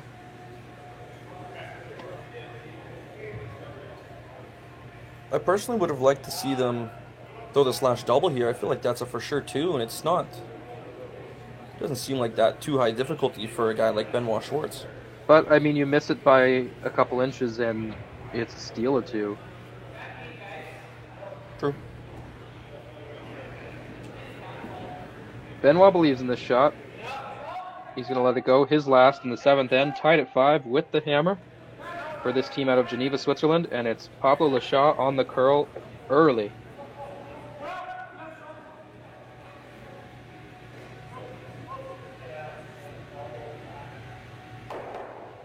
He's going to jam on that yellow in the top 8, and it'll be a single from the team from Switzerland. 6-5, Yannick Schwaller will lead Mike McEwen. Coming home in the 8th, it's the team from Saskatoon with the hammer at the Western Showdown in Swift Current.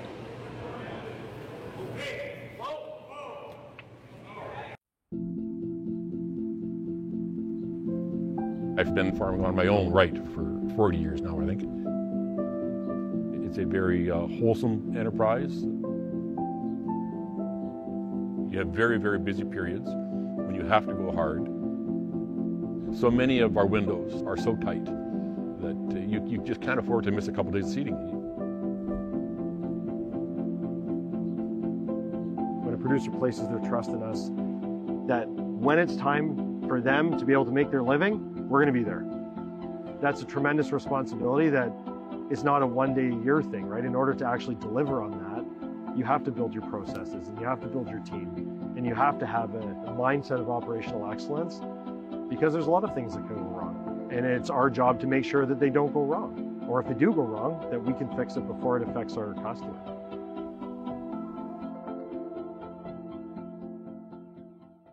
So with the impact to my business and income, will this delay my retirement? I know you're worried, Marshall, but based on the original plan we came up with, you're only about 6 months behind. I thought it would be years, not months. You should feel good. Remember, you've got a plan. Thanks. With change comes questions. See the impact of your money decisions before you make them with RBC Wealth Plan. Light up your love for curling with our customizable neon LED lights from Letterlands. Choose your new neon mixed doubles partner or make a statement with a neon curling rock in your window. Also actual Letterlands. Use discount code WHOA for 15% off. Only at Letterlands.com.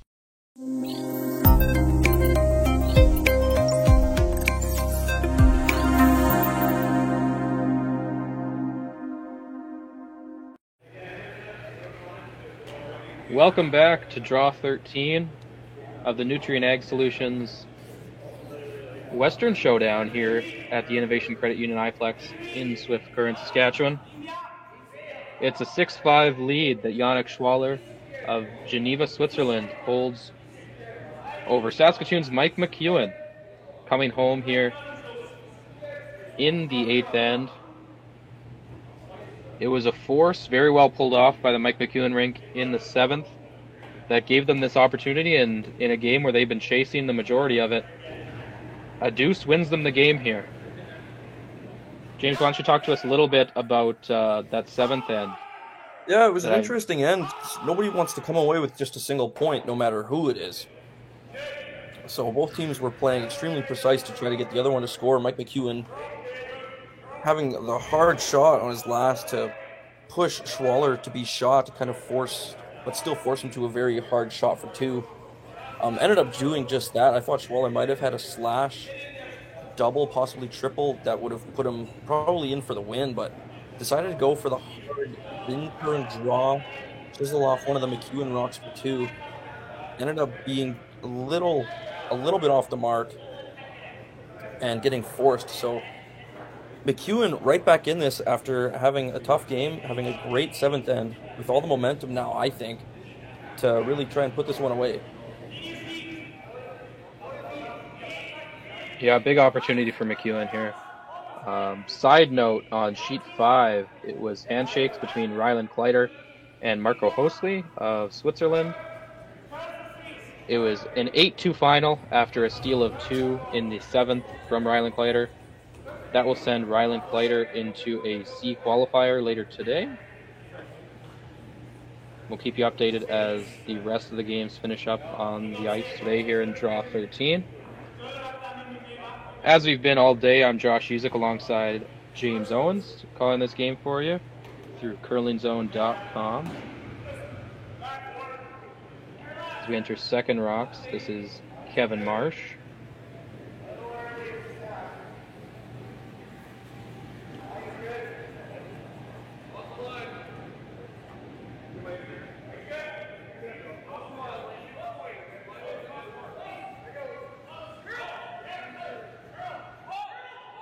Trying to stay on top of this red here in the wing, James? I think so. If they could freeze to that, it'd be almost just as good as being under a guard.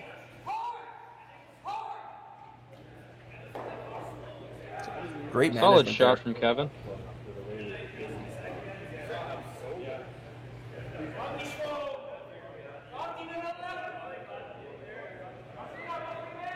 It was a steal in the 8th for Michael Brunner against Steve Laycock to send that game to an extra.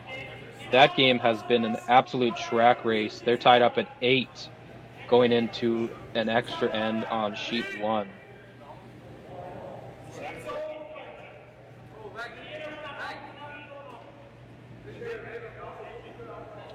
And Sven Michel would like to talk about this one before he lets go of it. Yeah, I think he should be able to get under that corner guard and be able to kill that yellow straight through the rings. It's high enough where his shooter should be able to get under that with enough weight and still kill it.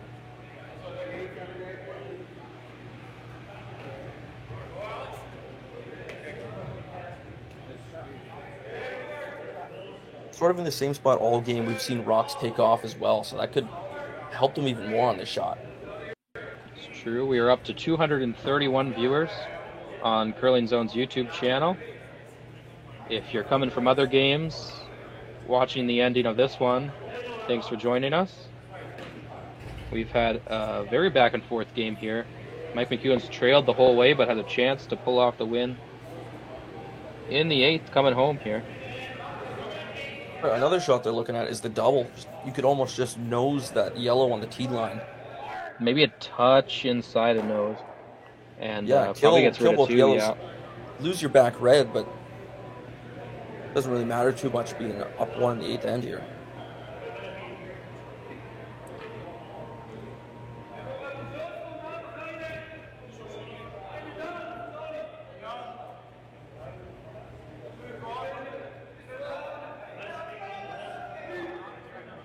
Huge end for the Swiss team. They got 3 members of the team down at the house trying to figure out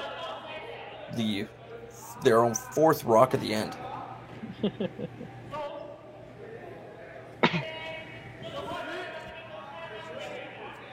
Last shot just a little late to the action there.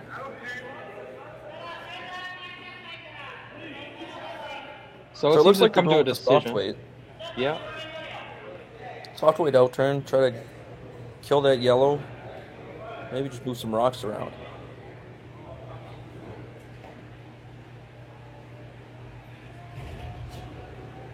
So here's Sven Michel with his second and final of the 8th end here.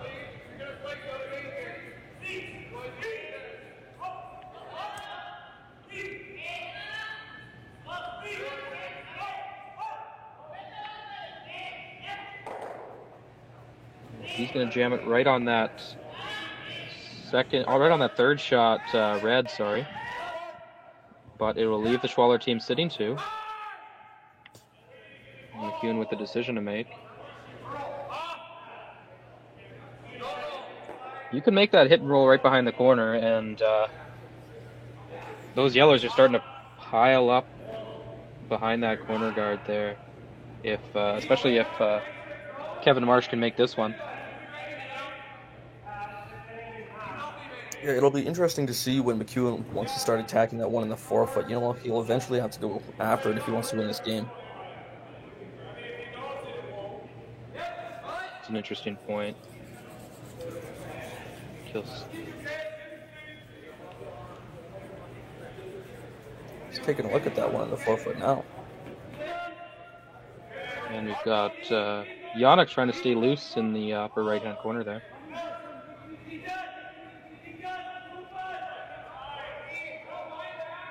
Don't know what those exercises are called, but I think those are the hippity hops. Hippity hops? Trying to keep us entertained while Mike deliberates on his fourth rock of the end. Looks like they're calling for the backline weight here. Interesting call going after the one of the top 4 at this point in the end. Kevin with his last in the 8th. And Colton Flash is on this one early.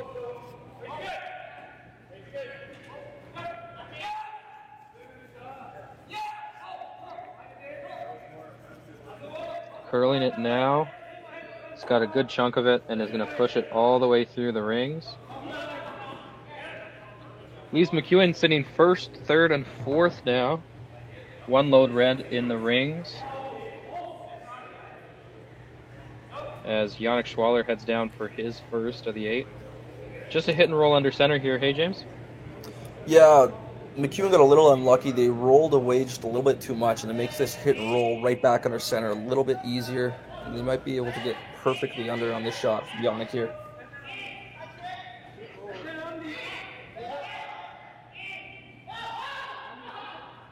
So here's Yannick Schwaller, the skip of this team out of Geneva, throwing the third stones.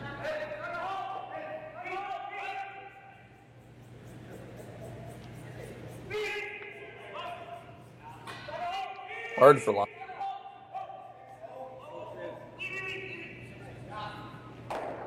He's going to have it and peeks out just a touch on the intern side. Pretty solid shot from the skip. Mike seems to thinks he has enough to get that double. I think you might just have enough. I don't need a lot of it. It's pretty thin if you want to keep those yellows around, but I think you're going to have that biter on the back 12 regardless. Well, you almost have to nudge that second rock completely sideways to get rid of it without jamming, I believe, too. There's your overhead view. Not a lot of tolerance to hit anywhere on the top without jamming on that third shot yellow. But huge chance for Mike to sit 3 here. That'll go a long way towards getting his deuce and the victory here.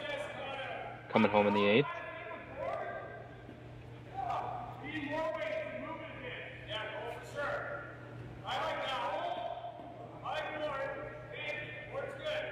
Got the right guy throwing it. Colton Flash known for his great hitting game. Yeah, he's a Saskatchewan curler if you've ever seen one.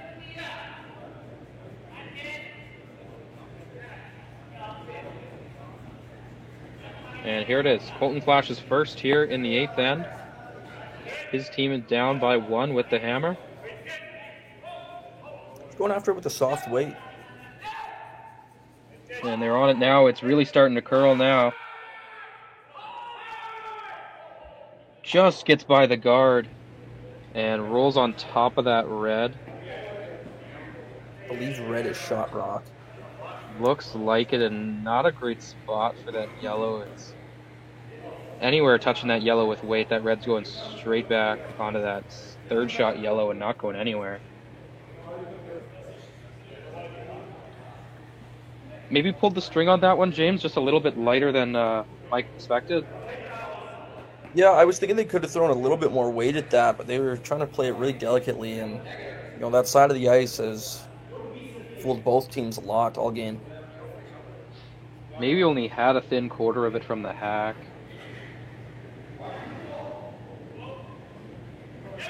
But here's Yannick Schwaller just to draw behind the center guard now.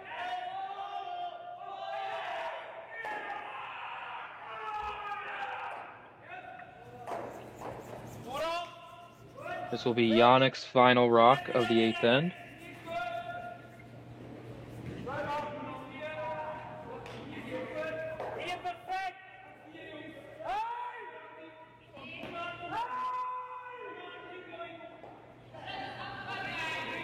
And here it comes, Yannick Schwaller.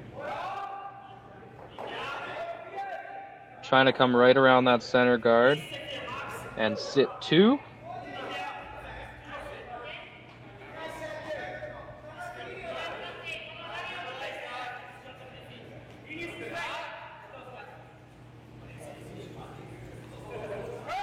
Needs to curl up a bit more now.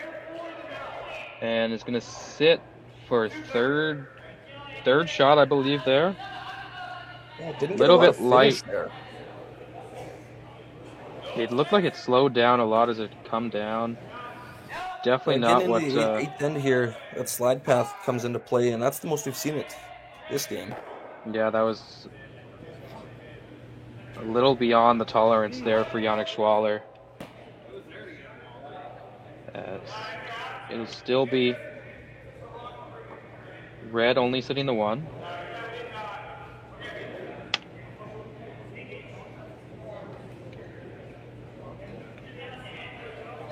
So do you just end up playing a play on your own yellow here? Like that? The red that... You wonder with a miss like that if you take the chance, hit that yellow and just unlock the one on the back. Yeah. But Mike If you doesn't throw it seem just to be right, too you worried might be able about to it. build both of those into the 4-foot.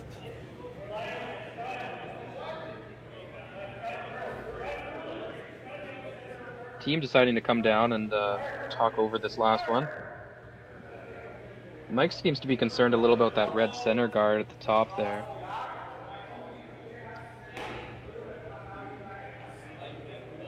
That no matter what they do, they're just going to come right back behind the center.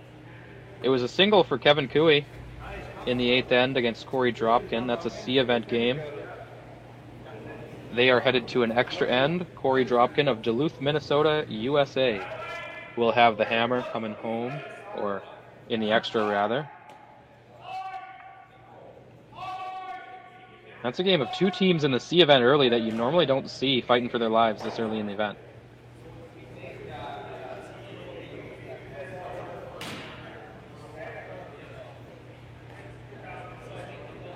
Looks like the Cunes get a timeout here. The whole team getting some input on what they want to see on Hilton Flash's final rock of the 8th end. That's a big one. I don't mind jumbling up those ones in the wing there. No, you got to make a move on that shot red rock, though. Yeah, that's what's killing your deuce right now for sure. Yeah, you could almost throw a hard one. Intern high side of that yellow, squeeze it into the 4-foot, get your shooter under the corner, hopefully get lucky and kill that red one out the back. Lose one It's of your tough with the yellows, amount of but- separation there. It might, like, my default is always to think it just goes straight back and just sticks right there. James going with the old theory that if you throw it hard enough, everything leaves. Not wrong. Oh, you might get some drag there too. Like they might just split off of there because those two rocks are deadlocked. So if you throw your shooter, you might get that red one to drag, split off the back yellow. Shooter under the corner, that yellow frozen on top of the red goes in the 4-foot. Schwaller's gonna have to make a good freeze on that one in the 4-foot. But looking at the hit and roll open here.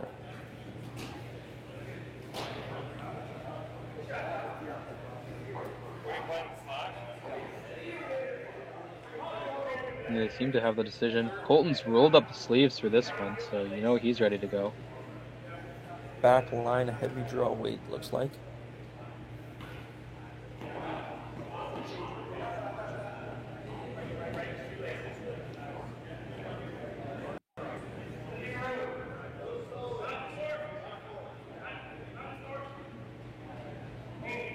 So here's Colton Flash with his final rock of the 8th end. His team trails by 1, but he does have the hammer. Trying to push this red back.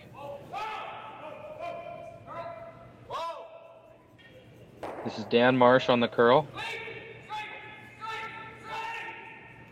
And now trying to hold it up straight. They'll get it by and kill that red rock. It still remains red with shot rock.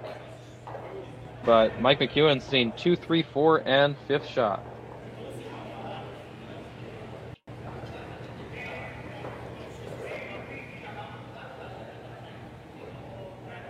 Looking pretty good for Schwartz right now. It's at least a force. I think if they come around here top 4, it's tough to get rid of 2 reds that are first and second shot. Yeah, McEwen's stuck playing 2 different games here in this end right now. And the Schwaller's team doing a good job of keeping them separated. No doubles have been readily available for Mike McEwen.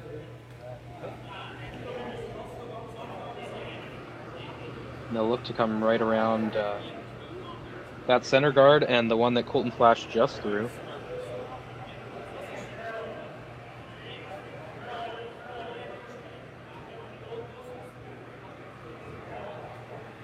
Teresa in the comments saying Sven is having a great game per usual. Yeah, the entire Schwaller rink has been almost lights out, it feels like, for the entire game.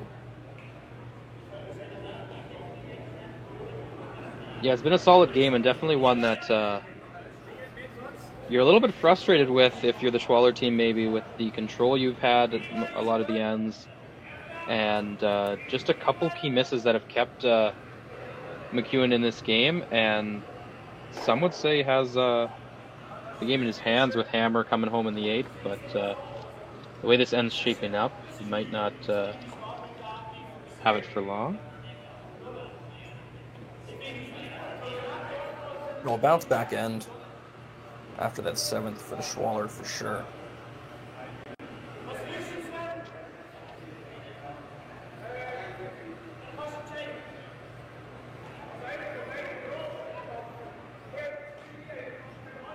Whole team's still unsure of what the call is going to be. I haven't seen the broom point to any rocks or spots yet. Well, it looks like top 8 now.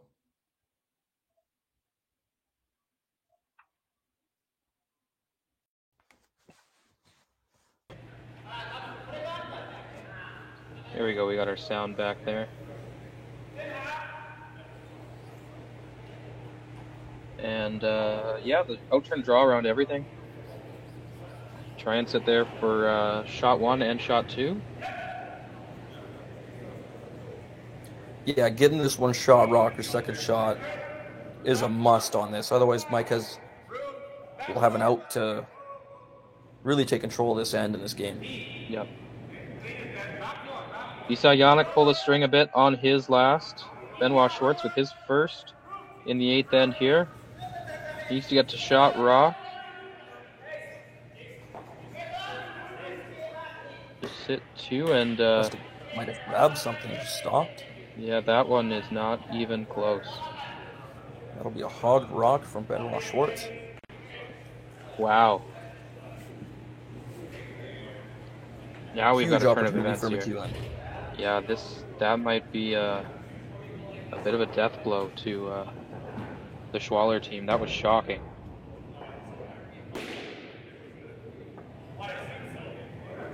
You saw that path sort of shock Yannick on his last, and then Benoit comes down, and it must have grabbed at something. That's not often you see him miss like that. No, that. Bit unfortunate. I'm thinking that had to pick. You never see Schwartz. Yeah, not much of a on doubt a rock on my mind either. Yeah. On a draw that was supposed to be in the forefoot. That's unheard of for him. It was a single in the extra end for Steve Laycock. He takes a 9-8 victory in a shootout against Michael Brunner. Steve Laycock moves on to the playoffs. Michael Brunner will drop to the C event and play later today.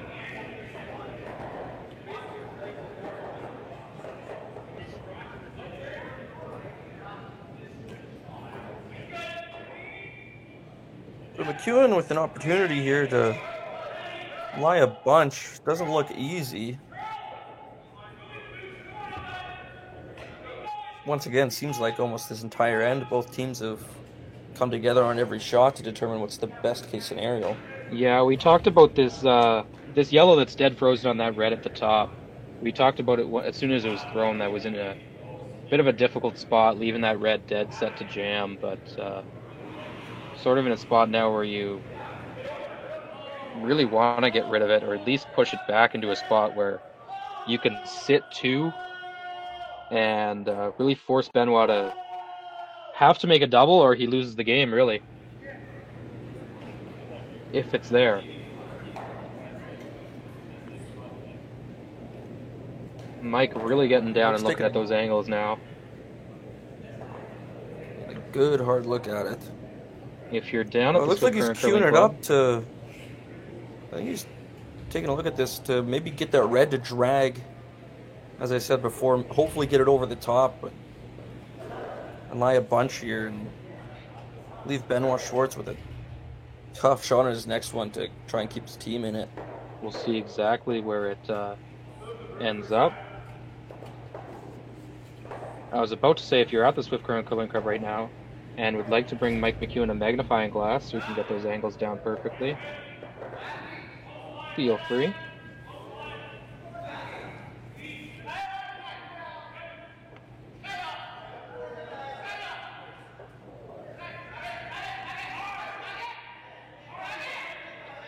So, big shot coming up from the Magic Man.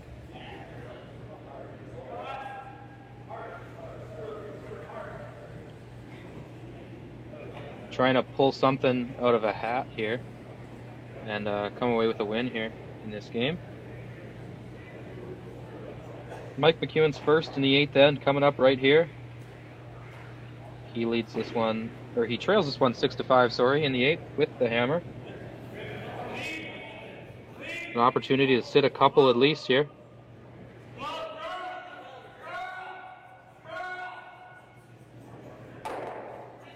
And he's going to squeeze that red. How far will it go?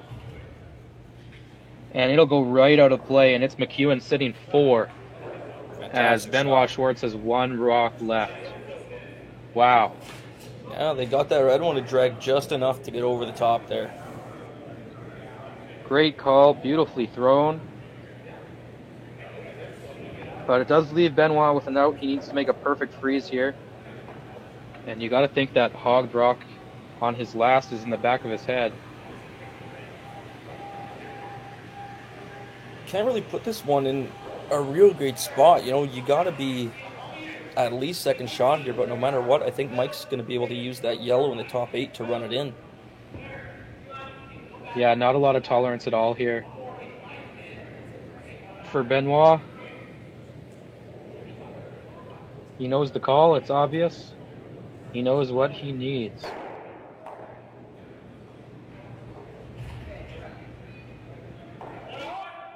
Here's Benoit Schwartz with his last in the 8th end. Up by 1 without the hammer over Mike McEwen of Saskatoon.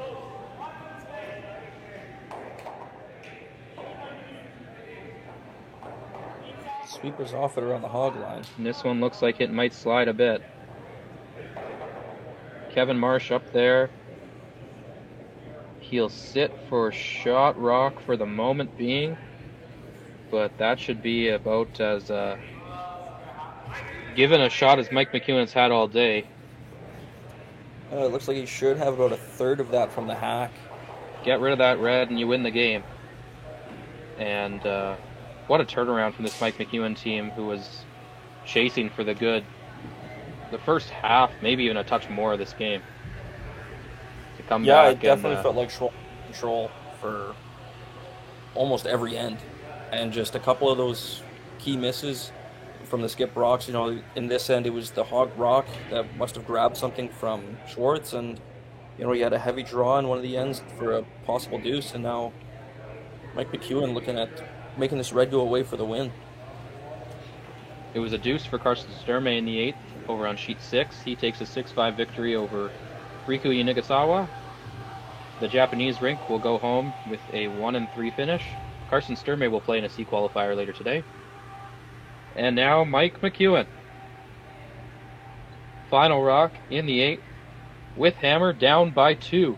Needs to make this red go away for the win, and he's booked his spot in the playoffs.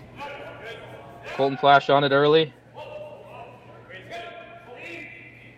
Moving nice for them.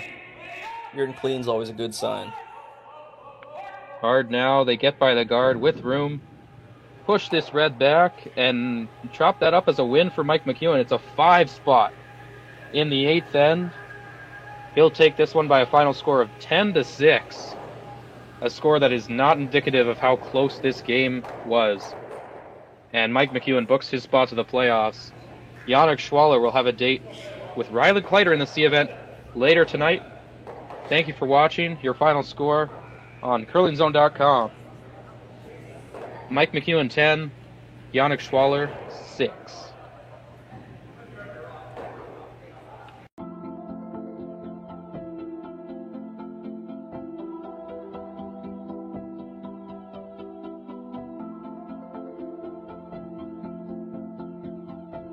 We feed the world with nutrient, and a large portion of what our job is to get fertilizer out with the carriers so they can get directed to the farms or to the different retail locations. We know that if we don't have the answer to something, we're not afraid to reach out because we have support from everyone. We've got a really good team behind us.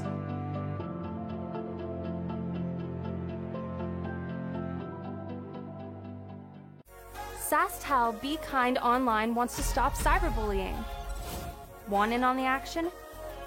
We award up to $1,000 for youth initiatives that help spread kindness and prevent bullying. What great idea do you have to help stop bullying? SaskTel can help. Go to BeKindOnline.com and apply for a grant today. Together, we can make a difference.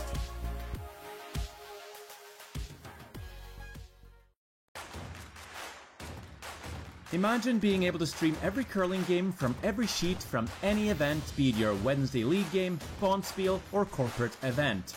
Curling Stadium offers an all-inclusive streaming solution featuring high-quality cameras, ease of use, great reliability, and minimal installation. Offering your sponsors customizable ad space on your streamed curling games and being able to sell video packages to your corporate events for increased revenue. With Curling Stadium, you can stream to any device, be it your mobile phone, tablet, or computer. Push the feed to your desired platform, be it Facebook, YouTube, or any other social media. Curling Stadium is simply the way forward. Where it's commonplace in other sports to televise every game, we want to do the same. Curling is a global sport, and it's time it gets the coverage it needs. Make your curling club the next Curling Stadium.